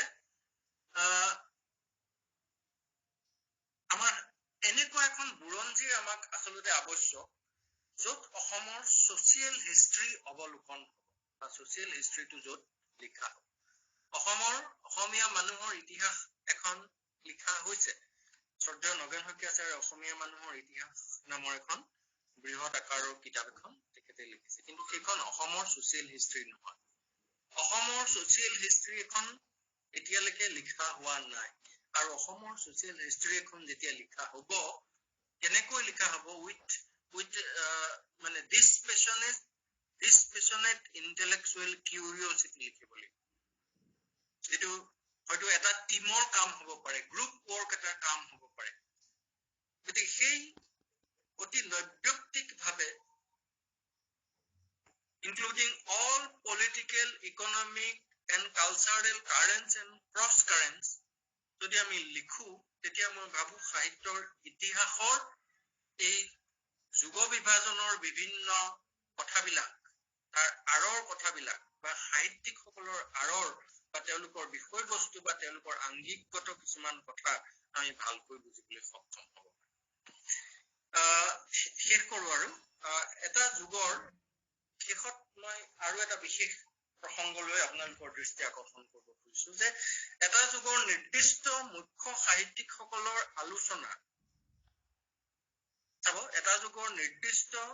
মুখ্য সাহিত্যিকসকলৰ আলোচনাৰ বা সেই যুগৰ নিৰ্দিষ্ট মুখ্য বিধাকেইটাৰ আলোচনাৰ কিবা বিকল্প আছে নে? সেই কথা আমি প্ৰায়ে সাহিত্যৰ বুৰঞ্জীবিলাকত দেখো যে ধৰক আধুনিক চুটিগল্প সেই বিষয়ত এটা অকণমান লিখিছে, 40ৰ দশকৰ কবিতাৰ সম্পৰ্কত আলোচনা আছে। এতিয়া আমি দেখিছো যে এটা নিৰ্দিষ্ট দশক লৈ বা কেতিয়াবা কোনো বিশেষ লেখক লৈ পেলাই সৰু সৰু টুকাৰ ৰূপত আমি সাহিত্যৰ বুৰঞ্জীবিলাকত আমি দেখো। এতিয়া এনেকুৱা ধৰণৰ আলোচনাৰ বিকল্প কিবা আছে নেকি? সাহিত্যৰ বুৰঞ্জী যদি নতুনকৈ লিখিবলগীয়া হয়, আমি এই বিধাকেন্দ্ৰিক যিটো ইতিমধ্যে কৰি থকা হৈছে, চৰ্বিত চৰ্বনৰ কাৰবাৰ এটা হৈ গৈছে, বা য'ত বৰ বিশেষ গভীৰ বা মই যি ধৰণৰ প্ৰসংগবিলাক বা যি ধৰণৰ কথাবিলাক কলো, সেই কথাবিলাকৰ কোনো ধৰণৰ লক্ষণ আমি দেখা নাপাওঁ। এটা জেনেৰেল ইন্ট্ৰডাকশ্যন বা জেনেৰেল পৰিস্থিতি, সাধাৰণ পৰিস্থিতি এটাৰ বাহিৰে বৰ বিশেষ গুৰুত্বপূৰ্ণ কথা আমি নেদেখো। যে আমি ইয়াৰ বিকল্প কিবা ভাবিব পাৰো নেকি? এইটো এটা গুৰুত্বপূৰ্ণ প্ৰশ্ন। মই ভাবো যে এই বিধা বা জেনেৰি বাদ দি ধৰক প্ৰাক স্বাধীনতাকালীন অসমীয়া সাহিত্য বা ঔপনিৱেশিক যুগৰ অসমীয়া সাহিত্য, ইয়াৰ আলোচনা যদি আমি কেৱল সেই যুগৰ মহিলা লেখকসকলক লৈ পেলাই কৰো, সেই যুগৰ স্বাধীনতাৰ সময়লৈকে অসমত যিসকল মহিলা লেখক আছিল, সেই গোটেই মহিলা লেখকসকলৰ লেখাসমূহ, তেওঁলোকৰ লেখাসমূহত প্ৰজেক্টেড বিভিন্ন প্ৰসংগসমূহক আমি ক্লজলি এনালাইজ কৰি যদি আমি সেই সময়ৰ সাহিত্যৰ এটা ইতিহাস প্ৰণয়ন কৰিবলৈ আমি যত্ন কৰো, তেনেকুৱা ধৰণৰ চিন্তা আমি কৰিব পাৰো নেকি? ধৰক পদ্মাৱতী দেৱী ফুকন, যাৰ নাম আমি সকলোৱে জানো, আৰু কিছুমান মাইনৰ লেখক কিন্তু অতি গুৰুত্বপূৰ্ণ লেখক, ধৰক পদ্মাৱতী দাস, হেমপ্ৰভা দাস, এওঁলোকৰ যিবিলাক লেখা, সৰু সৰু লেখা, অতি চিগনিফিকেণ্ট লেখা কিছুমান, গতিকে এই সকলোখিনি লেখা লৈ পেলাই কেৱল মহিলা লেখকসকলক লৈ আমি গোটেই ঔপনিৱেশিক কালৰ অসমীয়া সাহিত্যৰ বুৰঞ্জী এখন লিখিব পাৰো, বা আমি যিবিলাক টেক্সটক চেমিনেল টেক্সট বুলি এতিয়ালৈকে ভাবি আহিছো, বা যিবিলাক এটা যুগৰ এইকেইজন মানে ডিষ্টিংগুইছড ৰাইটাৰ বুলি আমি ভাবি আহিছো বা ধৰি আহিছো বা বুৰঞ্জীবিলাকে কৈ আহিছে, তেওঁলোকক আমি বাদ দি বা তেওঁলোকক একাষৰীয়া কৰি এটা যুগৰ মাইনৰ ৰাইটাৰ্ছখিনিক লৈ পেলাই আমি সেই যুগটো মূল্যায়ন কৰিব পাৰো নেকি? মাইনৰ ৰাইটাৰ্ছখিনিক কেতিয়াবা আমি এনেকুৱা ধৰণে দেখো যে শেক্সপিয়াৰৰ এনেকুৱা ধৰণৰ গৱেষণাও হৈছে বা হাৰ্ডিৰ এনেকুৱা ধৰণৰ গৱেষণাও হৈছে যে এই মেজৰ কেৰেক্টাৰ্ছ ইন হাৰ্ডি নলৈ পেলাই minor characters in Hardy, minor characters as a Hardy as a novelist আমি মূল্যায়ন কেনেকৈ, বা মাইনৰ কেৰেক্টাৰ্ছ ইন শেক্সপিয়াৰ বুলি আমি শেক্সপিয়াৰ্ছ ট্ৰেজেডিজ বুলি আমি সেই ট্ৰেজেডিখিনিৰ এটা মূল্যায়ন আমি কেনেকৈ কৰিব পাৰোঁ?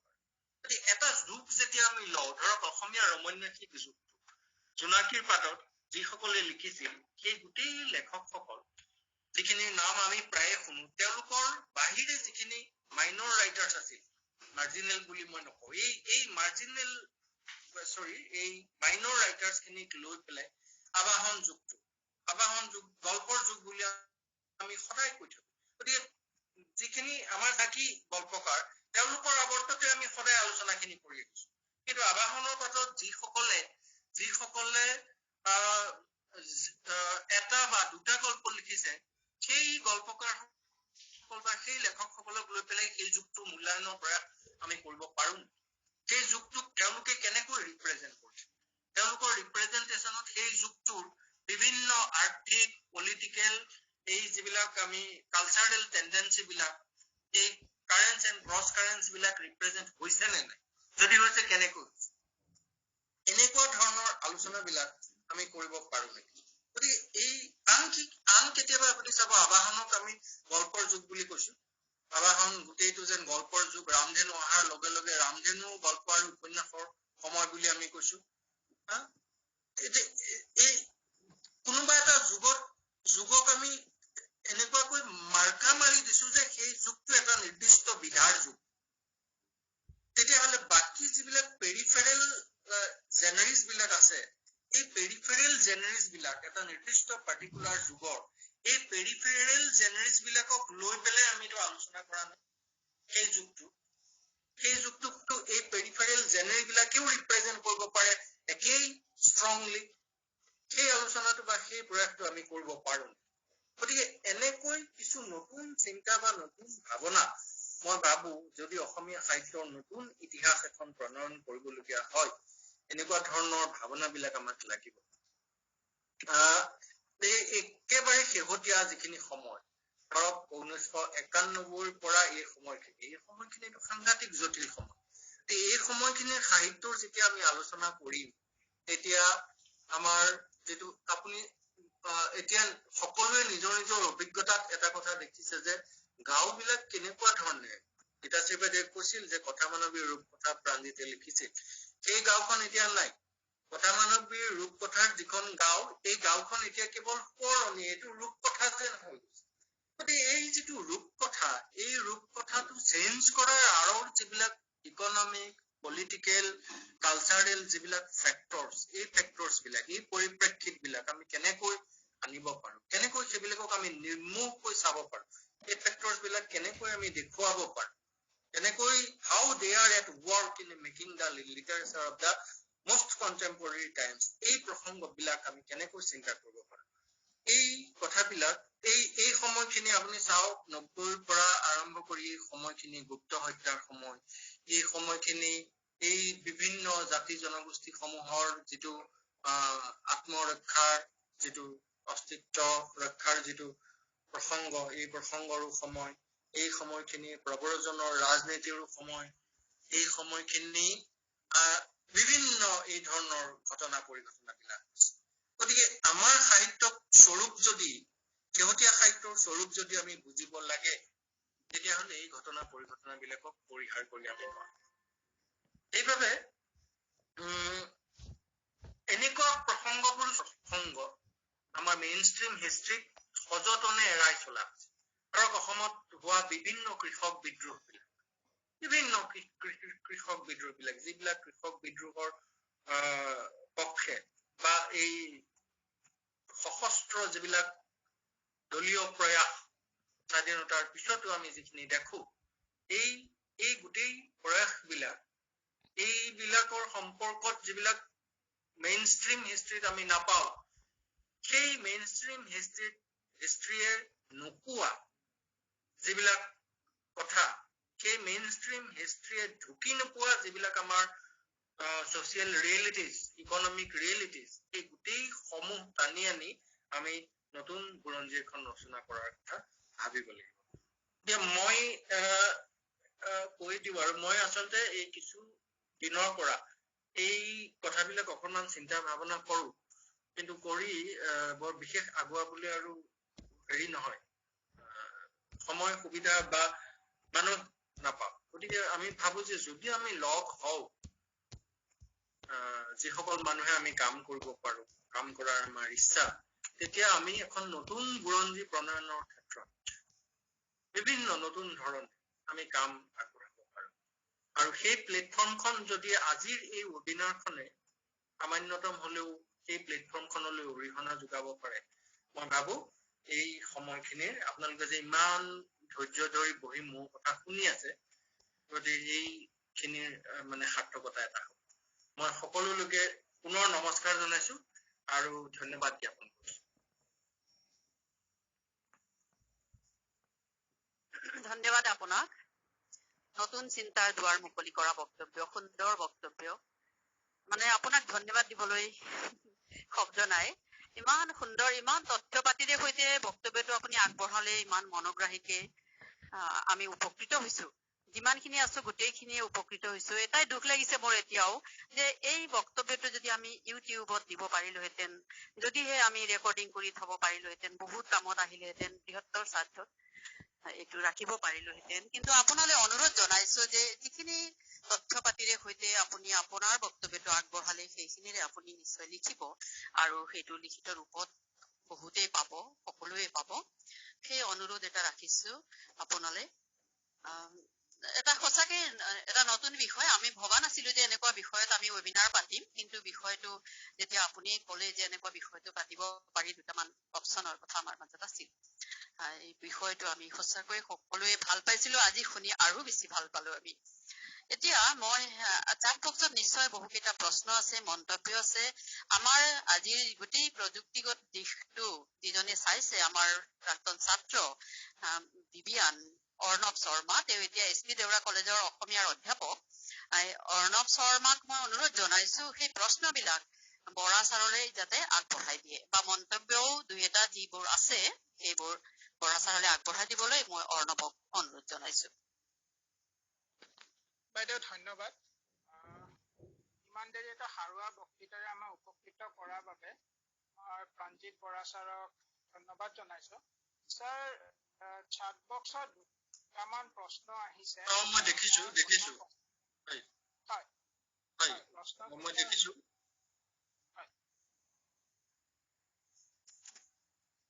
ঠিক আছে আপুনি আগবঢ়াওকচোন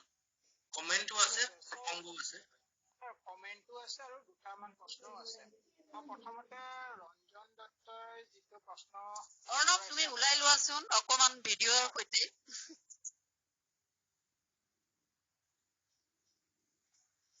হয় ছাৰ মই প্ৰথম ৰঞ্জন দত্তই যিটো প্ৰশ্ন আগবঢ়াইছে সেই প্ৰশ্নটো আপোনালৈ আগবঢ়াই দিছো তেখেতে লিখিছে প্ৰথমে ছাৰলৈ নমস্কাৰ জনাইছো সামগ্ৰিকভাৱে আপোনাৰ কথাখিনি শুনি উপকৃত হৈছো অসমীয়া সাহিত্যৰ বুৰঞ্জীত আপুনি কয়লা কপাহ আদি প্ৰসংগ অনাৰ কথা কৈছে অৰ্থনৈতিক নীতিৰ আলোচনা কৰাৰ কথা কৈছে স্বাস্থ্য ৰাজহ ব্যৱস্থাৰ উল্লেখ কৰাৰ কথা কৈছে এনে কৰিলে সাহিত্যৰ বুৰঞ্জী নহয় সাধাৰণ বুৰঞ্জী নহবনে তদুপৰি ভাষা সাহিত্য সংস্কৃতিৰ কথাবোৰ বাদ পৰি নাযাবনে ইমান ডাঙৰ আকাৰৰ গ্ৰন্থ উলিয়াব বা কোনে আপুনি কি ক'ব কথাটো ৰঞ্জন দত্তক ধন্যবাদ জনাইছো তেওঁ যিটো আশংকা কৰিছে বিৰাট ভাল আশংকা এটাই তেওঁ কৰিছে আচলতে যে সাহিত্য বুৰঞ্জী নহয় সাধাৰণ বুৰঞ্জী হ'ব নেকি সাধাৰণ বুৰঞ্জীত আমি এই কথাবিলাক এতিয়া ধৰক আপুনি কয়লা কপাহ বা এই স্বাস্থ্য ৰাজহ ব্যৱস্থাৰ এই ধৰণৰ কথাবিলাক সাধাৰণ বুৰঞ্জীটো আমি ক'ত পাওঁ সাধাৰণ বুৰঞ্জীটো আমি এই কথাবিলাক ইমান বিশদভাৱে আমি নাপাওঁ মই ক'ব কৈছো যে যিখিনি এটা যুগৰ নিৰ্দিষ্ট যিবিলাক সামাজিক প্ৰৱণতা ছচিয়েল টেণ্ডেঞ্চিজ বিলাক সেই ছচিয়েল টেণ্ডেঞ্চিজ বিলাকৰ চৰিত্ৰ কেতিয়াবা ইকনমিক হ'ব পাৰে সেই ছচিয়েল টেণ্ডেঞ্চিজ বিলাকৰ চৰিত্ৰ কেতিয়াবা একান্তই পলিটিকেল হ'ব পাৰে এনেকুৱা ধৰণৰ গতিকে সেই ছচিয়েল টেণ্ডেঞ্চিজ বিলাক যিবিলাক তথ্যই আমাক স্পষ্ট কৰিব সেই তথ্যখিনি আমাক লাগিব সেই তথ্যখিনি আমাক সাহিত্যৰ বুৰঞ্জীটো আমাক জৰুৰী লাগিব এতিয়া যেতিয়া আমি এটা ঔপনিৱেশিক যুগত ব্ৰিটিছৰ তলত অসমীয়া সাহিত্যৰ কথা আমি কৈ থাকো ব্ৰিটিছৰ ঔপনিৱেশিক শাসনৰ ৰূপটোৰ কথাই যেতিয়া আমি তাৰ যদি আসল স্বৰূপটো বা ৰূপটোৰ কথা আমি নাজানো বা তাৰ ৰূপটোৰ কথা যদি উল্লেখ তাত নাথাকে তেতিয়াহ'লে কেৱল শোষণ বুলি ক'লে নহ'ব সেই শোষণৰ ৰূপ কেনেকুৱা আছে সেই শোষণ কিমান গভীৰলৈকে প্ৰতিত হৈছিল সেই শোষণে থলুৱা মানুহখিনিৰ কেনেকুৱা ধৰণৰ অৱস্থা কৰিছিল এই গোটেইখিনি কথা সেইবাবে এইটো এনেকুৱা ভয় খাবলগীয়া কথা নহয় যে ইমান ডাঙৰ আকাৰৰ এখন কিতাপ হ'ব মই ভাবো those information which are significant enough to relate to the social tendencies of a particular age may be included. সেই কথাখিনি আমি চাব লাগিব সেইবাবে ট্ৰেভেলিয়ানে এটা কথা কৈছিল অতি গুৰুত্বপূৰ্ণ যে in political history one king at a time reigns the parliament at a time sits but in social history we find in every period several different kinds of social and economic organization going on simultaneously in the same country, the same chair and the same town.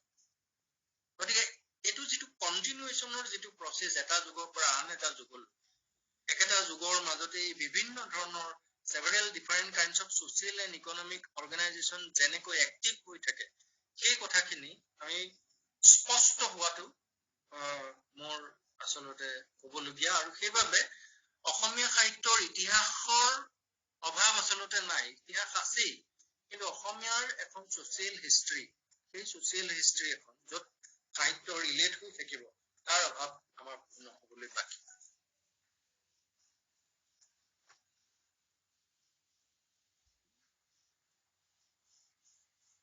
হয় অৰ্ণৱ শুনিছে sir মই শুনি আছো ঠিক আছে হয় sir আপোনালৈ ধন্যবাদ আশা কৰোঁ প্ৰশ্নকৰ্তাই তেখেতৰ মনে বিচৰা উত্তৰটো পাইছে স্যাৰ মই আপোনালৈ দ্বিতীয়টো প্ৰশ্ন আগবঢ়াই দিছো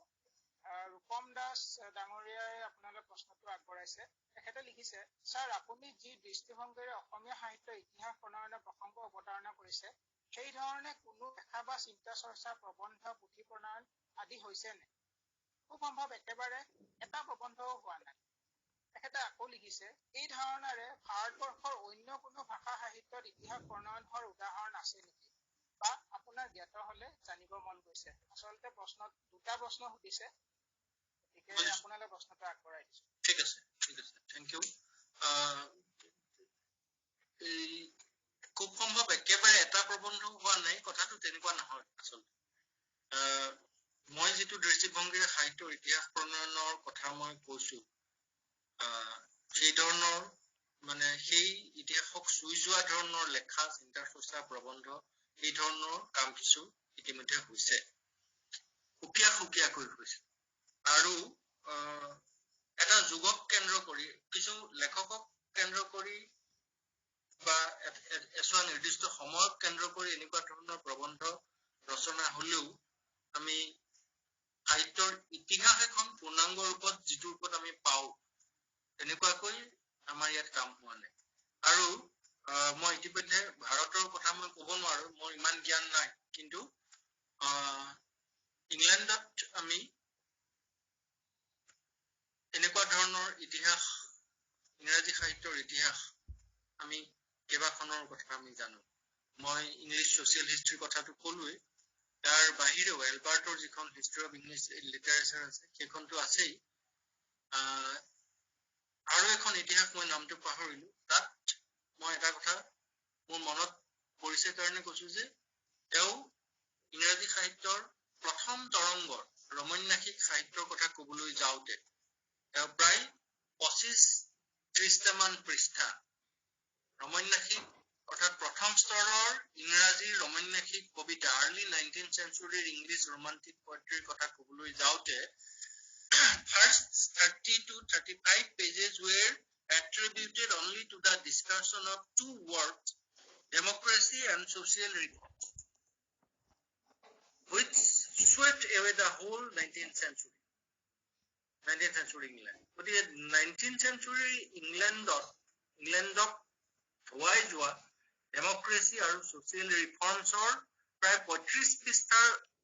আলোচনাৰ পিছত আমি ইংৰাজ ৰমন্যাসিক কবিৰ কবিতাৰ আলোচনা আমি পাইছো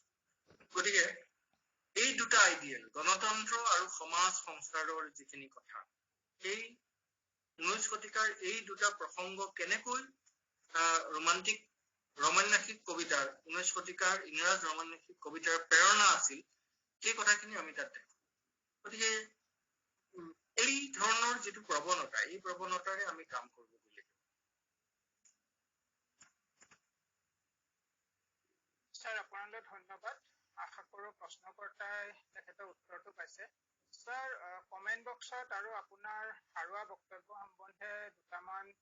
মন্তব্য আগবঢ়াইছে মই পঢ়ি দিছোঁ ডিম্পী শৰ্মাই লিখিছে প্ৰাসংগিক বিষয় আৰু সুন্দৰ আলোচনা জয়দীপ বৰুৱাই লিখিছে অতি তাৎপৰ্যপূৰ্ণ বক্তব্যৰ বাবে অভিনন্দন জনালো সাহিত্যৰ ইতিহাস আৰু সমাজৰ ইতিহাস হাতে হাত ধৰি আগবাঢ়ে অসমীয়া সাহিত্যৰ নতুন ইতিহাসত এই কথাটোৱে সাৰ্থকভাৱে ৰূপায়িত হ'ব পাৰে হলে কামৰ কাম হ'ব তাৰপিছত হাজৰিকা বুলি এগৰাকী আমাৰ শ্ৰোতা বা অংশগ্ৰহণকাৰীয়ে লিখিছে অতি মনোগ্ৰাহী বিষয়টো আৰু সুন্দৰ প্ৰতিস্থাপন হয়তো প্ৰাচীন কালটোক সামৰি বৰ্তমানলৈকে আমাক এখন অসমৰ অৰ্থনৈতিক ইতিহাস প্ৰণয়নৰ প্ৰয়োজন আছে সকলো আছিল সকলো আছে কথাষাৰক এখন অবজেক্টিভ ইকনমিক ৰেকৰ্ডেৰে যথাযথ কৰা অতি জৰুৰী যেন ভাৱ হৈছে স্যাৰ ইয়াৰ পাছত ডক্টৰ তাপস বৰুৱাই লিখিছে চিন্তাৰ নতুন বীজ ৰোপণ কৰিলে সাহিত্যৰ সমাজতাত্ত্বিক দৃষ্টিভংগীয়ে আমাক এই বাটেৰে আগবাঢ়ি যোৱাৰ পথ মুকলি কৰিবলৈ সমৰ্থ হ'বনে সমল ব্যক্তি আৰু আয়োজকক সকললৈ আজিৰ মূল্যৱান আলোচনাৰ বাবে ধন্যবাদ জনালো আৰু এইখিনিয়ে কমেণ্ট আছিল আৰু কোনোবাই যদি সুধিব বিচাৰে তেতিয়াহ'লে নিশ্চয় তেওঁলোকে নিজকে আনমিউট কৰি ছাৰক পোনপটীয়াভাৱে সুধিব পাৰে Okay.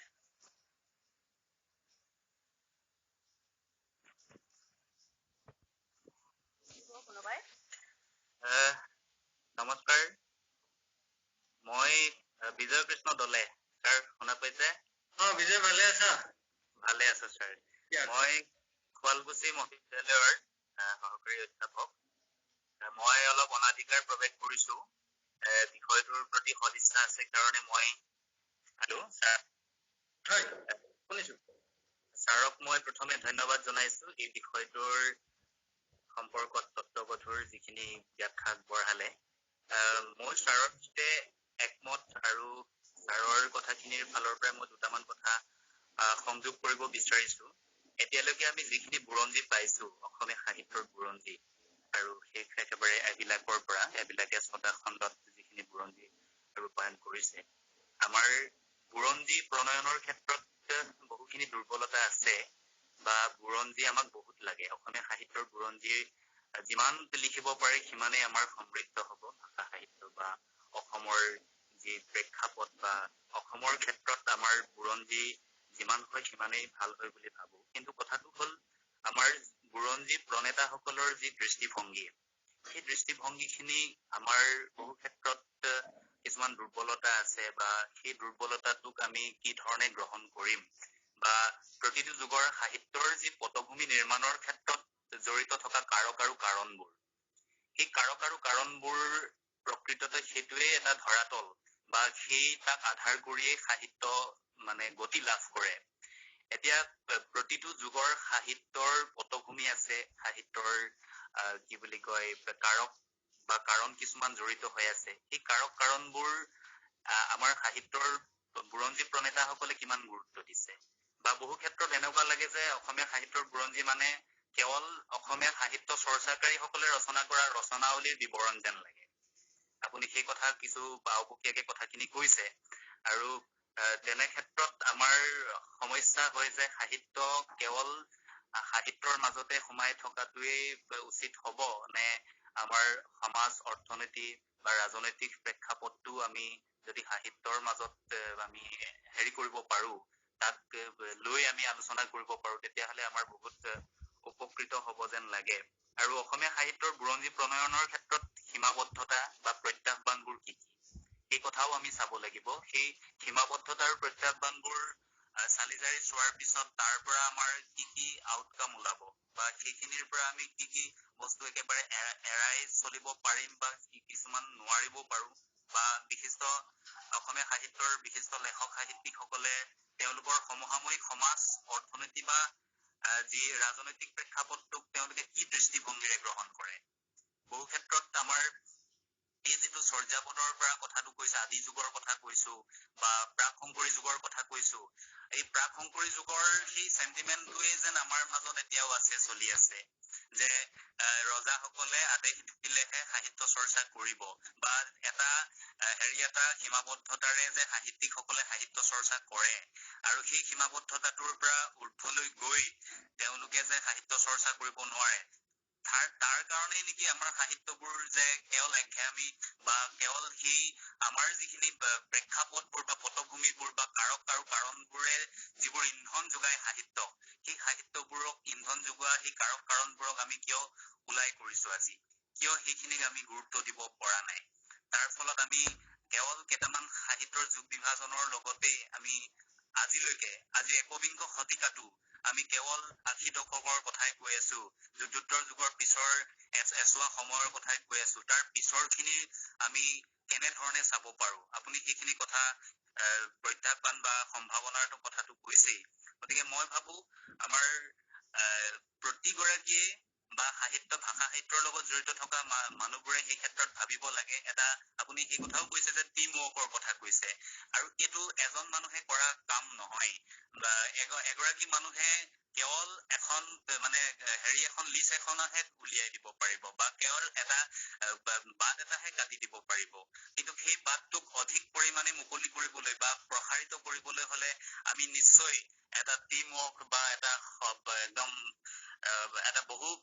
মানুহক লৈ বা সেই অনুৰাগীসকলক বা এই ক্ষেত্ৰৰ লগত জড়িত থকা মানুহক লৈ আমি কৰিলে এই কামখিনি নিশ্চয় আমাৰ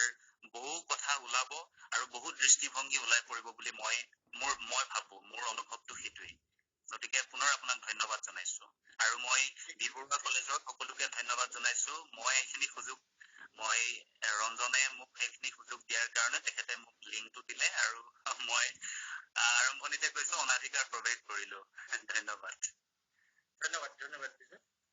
মই সদায় এইটো ভাবো যে আচলতে লিটাৰেচাৰ বা সাহিত্যৰ কোনোটো বস্তু নেভাৰ ক্ৰিয়েটেড আউট অফ এ জিৰোৰ পৰা ক্ৰিয়েট নহয়। এতিয়া মই কোৱা বাক্যটো আনকি মই কোৱা প্ৰতিটো শব্দই পলিটিকেল, ইকনমিক। গতিকে মোৰ যিটো ইকনমিক ষ্ট্ৰাকচাৰ, মোৰ চৌপাশৰ আৱৰ্তৰ যিটো ৰাজনৈতিক অৰ্থনৈতিক ষ্ট্ৰাকচাৰ, এই ষ্ট্ৰাকচাৰটোৰ পৰাই মোৰ ভাৱনাবিলাকো মই ক'ব নোৱাৰাকে ছেভড হৈছে। গতিকে সাহিত্য সদায় এনেকুৱা ধৰণৰ এটা প্ৰডাক্ট বুলি মই ভাবো। কোনোবা বিশেষ মতাদৰ্শৰ বুলি কোনোবাই হয়তো ক'ব পাৰে, কিন্তু আচলতে সেইটোৱে প্ৰডাক্ট আৰু সেই প্ৰডাক্টটোক আমি চাব লাগিব। সেই টেণ্ডেঞ্চিটো আমাৰ থাকে। হয়, বিজয় কৃষ্ণ দলেৰ এই সংযোজনখিনি মোৰ ভাল লাগিল, যিখিনি কথা ক'লে। কিন্তু এটা কথা যে অনধিকাৰ প্ৰৱেশ কৰা নাই তেখেতে, আমি সকলোৰে কাৰণে মুকলি ৰাখিছো, কিন্তু আমি সকলোলৈকে আগবঢ়াই দিব নোৱাৰিলো লিংকটো। যেনেকে হলেও কিন্তু আমি চবকে কৈছো, যোনে যাক চিনি পাওঁ তেনেকে লিংকটো আগবঢ়াই দিব লাগে। গতিকে যিসকল আহিছে সকলোৱে নিজৰ অধিকাৰ মতেই আহিছে, অনধিকাৰ প্ৰৱেশ নহয়। আৰু আহি যে ইমান ধুনীয়া কথাখিনি ক'লে, যিখিনি সংযোজন কৰি দিলে, সেইখিনি বৰ তাৎপৰ্যপূৰ্ণ বুলি ভাবিছো। যিবোৰ প্ৰশ্ন আছিল সেইবিলাকৰো যথাযথ উত্তৰ আপুনি দিছে প্ৰাণজিৎ বৰাদেৱে। গতিকে ধুনীয়া প্ৰশ্ন, ধুনীয়া উত্তৰ। এতিয়া কাম হ'ব লাগে, আমি সেইটো ভাবো। গতিকে এতিয়া আমি আমাৰ আজিৰ কাৰ্যসূচীৰ শেষৰ ফাললৈকে আহিছো। শেষৰ কাৰ্যসূচীত শলাগৰ শৰাই আছে। শলাগৰ শৰাই আগবঢ়াবৰ কাৰণে মই আমাৰ সহকৰ্মী ডক্টৰ অনুৰাণী দেৱীক অনুৰোধ জনাইছো।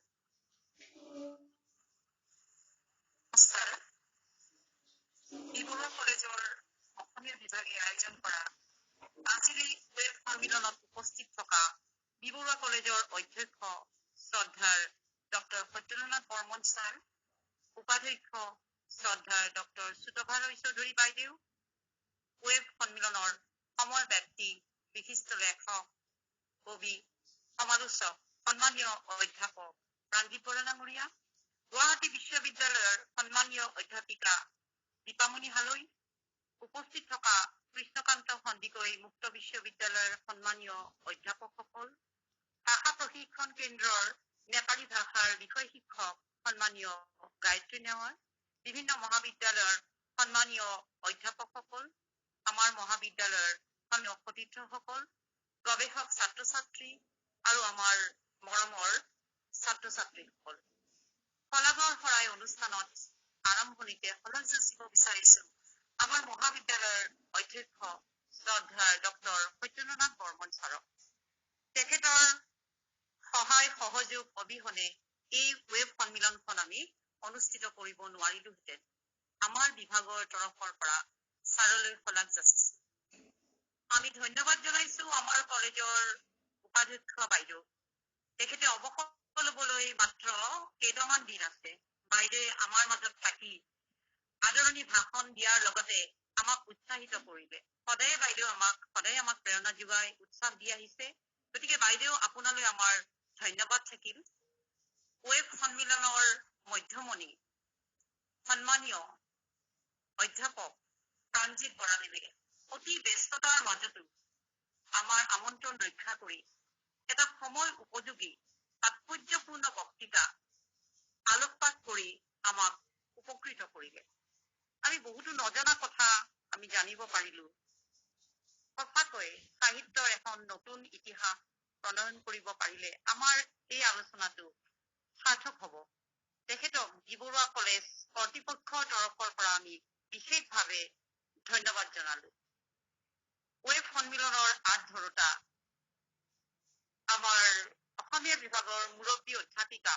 ডক্টৰ ইন্দুপ্ৰভা দেৱী বাইদেউকো এই সুযোগতে কৃতজ্ঞতা জ্ঞাপন কৰিছো। আজিৰ এই মধ্যমণি সন্মানীয় প্ৰাণজিৎ বৰাদেৱৰ পৰিচয় জ্ঞাপন কৰিলে আমাৰ অধ্যাপিকা গীতাশ্ৰী তামুলী বাইদেউকো ধন্যবাদ জনাইছো। আমাৰ মাজত উপস্থিত থকা গুৱাহাটী বিশ্ববিদ্যালয়ৰ সন্মানীয় অধ্যাপক দীপামণি হালৈ বাইদেউক আমি কৃতজ্ঞতা জ্ঞাপন কৰিছো। ধন্যবাদ জনাইছো কৃষ্ণকান্ত ৰাজ্যিক মুক্ত বিশ্ববিদ্যালয়ৰ সন্মানীয় অধ্যাপক জয়দীপ বৰুৱা, নিবাৰাণী ফুকন আৰু সঞ্জীৱ বৰাক। আমাৰ ৱেব সন্মিলনত আজি উপস্থিত আছে বিভিন্ন মহাবিদ্যালয়ৰ সন্মানীয় অধ্যাপকসকল। তেখেতসকলকো এই সুযোগতে ধন্যবাদ জ্ঞাপন কৰিছো। আমাৰ মহাবিদ্যালয়ৰ সন্মানীয় সতীৰ্থসকলক আমি কৃতজ্ঞতা জ্ঞাপন কৰিছো। যিসকল গৱেষক ছাত্ৰ ছাত্ৰী আৰু আমাৰ মৰমৰ ছাত্ৰ ছাত্ৰীসকলে এই ৱেব সন্মিলনখনত অংশগ্ৰহণ কৰিলে, এই সুযোগতে সকলোলৈকে আমি ধন্যবাদ জ্ঞাপন কৰিছো। কাৰণ তেখেতসকলৰ উপস্থিতি অবিহনে এই সন্মিলনখন সাৰ্থক নহল হয়। আৰু সন্মানীয় প্ৰশ্নকৰ্তা সকলোলৈকেও এই সুযোগতে ধন্যবাদ জনাইছো। আৰু শেষত আমাৰ মৰমৰ ছাত্ৰ অৰ্ণৱ শৰ্মা, বৰ্তমান SB দেওৰা কলেজৰ সহকাৰী অধ্যাপক। আমি তেখেতক বিশেষভাৱে আমি শলাগ লৈছো, কাৰণ কাৰিকৰী দিশৰ সকলোখিনি ক্ষেত্ৰত তেওঁৱেই আমাক সহায় কৰিছে। গতিকে আমাৰ বিভাগৰ তৰফৰ পৰা তেওঁলৈ আমি ধন্যবাদ জনাই আজি এই শলাগৰ শৰাই অনুষ্ঠানটো ইমানতে সামৰিছো। ধন্যবাদ। শলাগৰ শৰাই দিয়া অনুৰাণী দেৱীৰো শলাগ লৈছো। ধন্যবাদ জনাইছো অনু। এইখিনিতে এটা কথা কওঁ যে যিসকলে আজি যোগদান কৰিছে তেখেতসকলৰ চাৰ্টিফিকেটৰ ব্যৱস্থাও হ'ব। গতিকে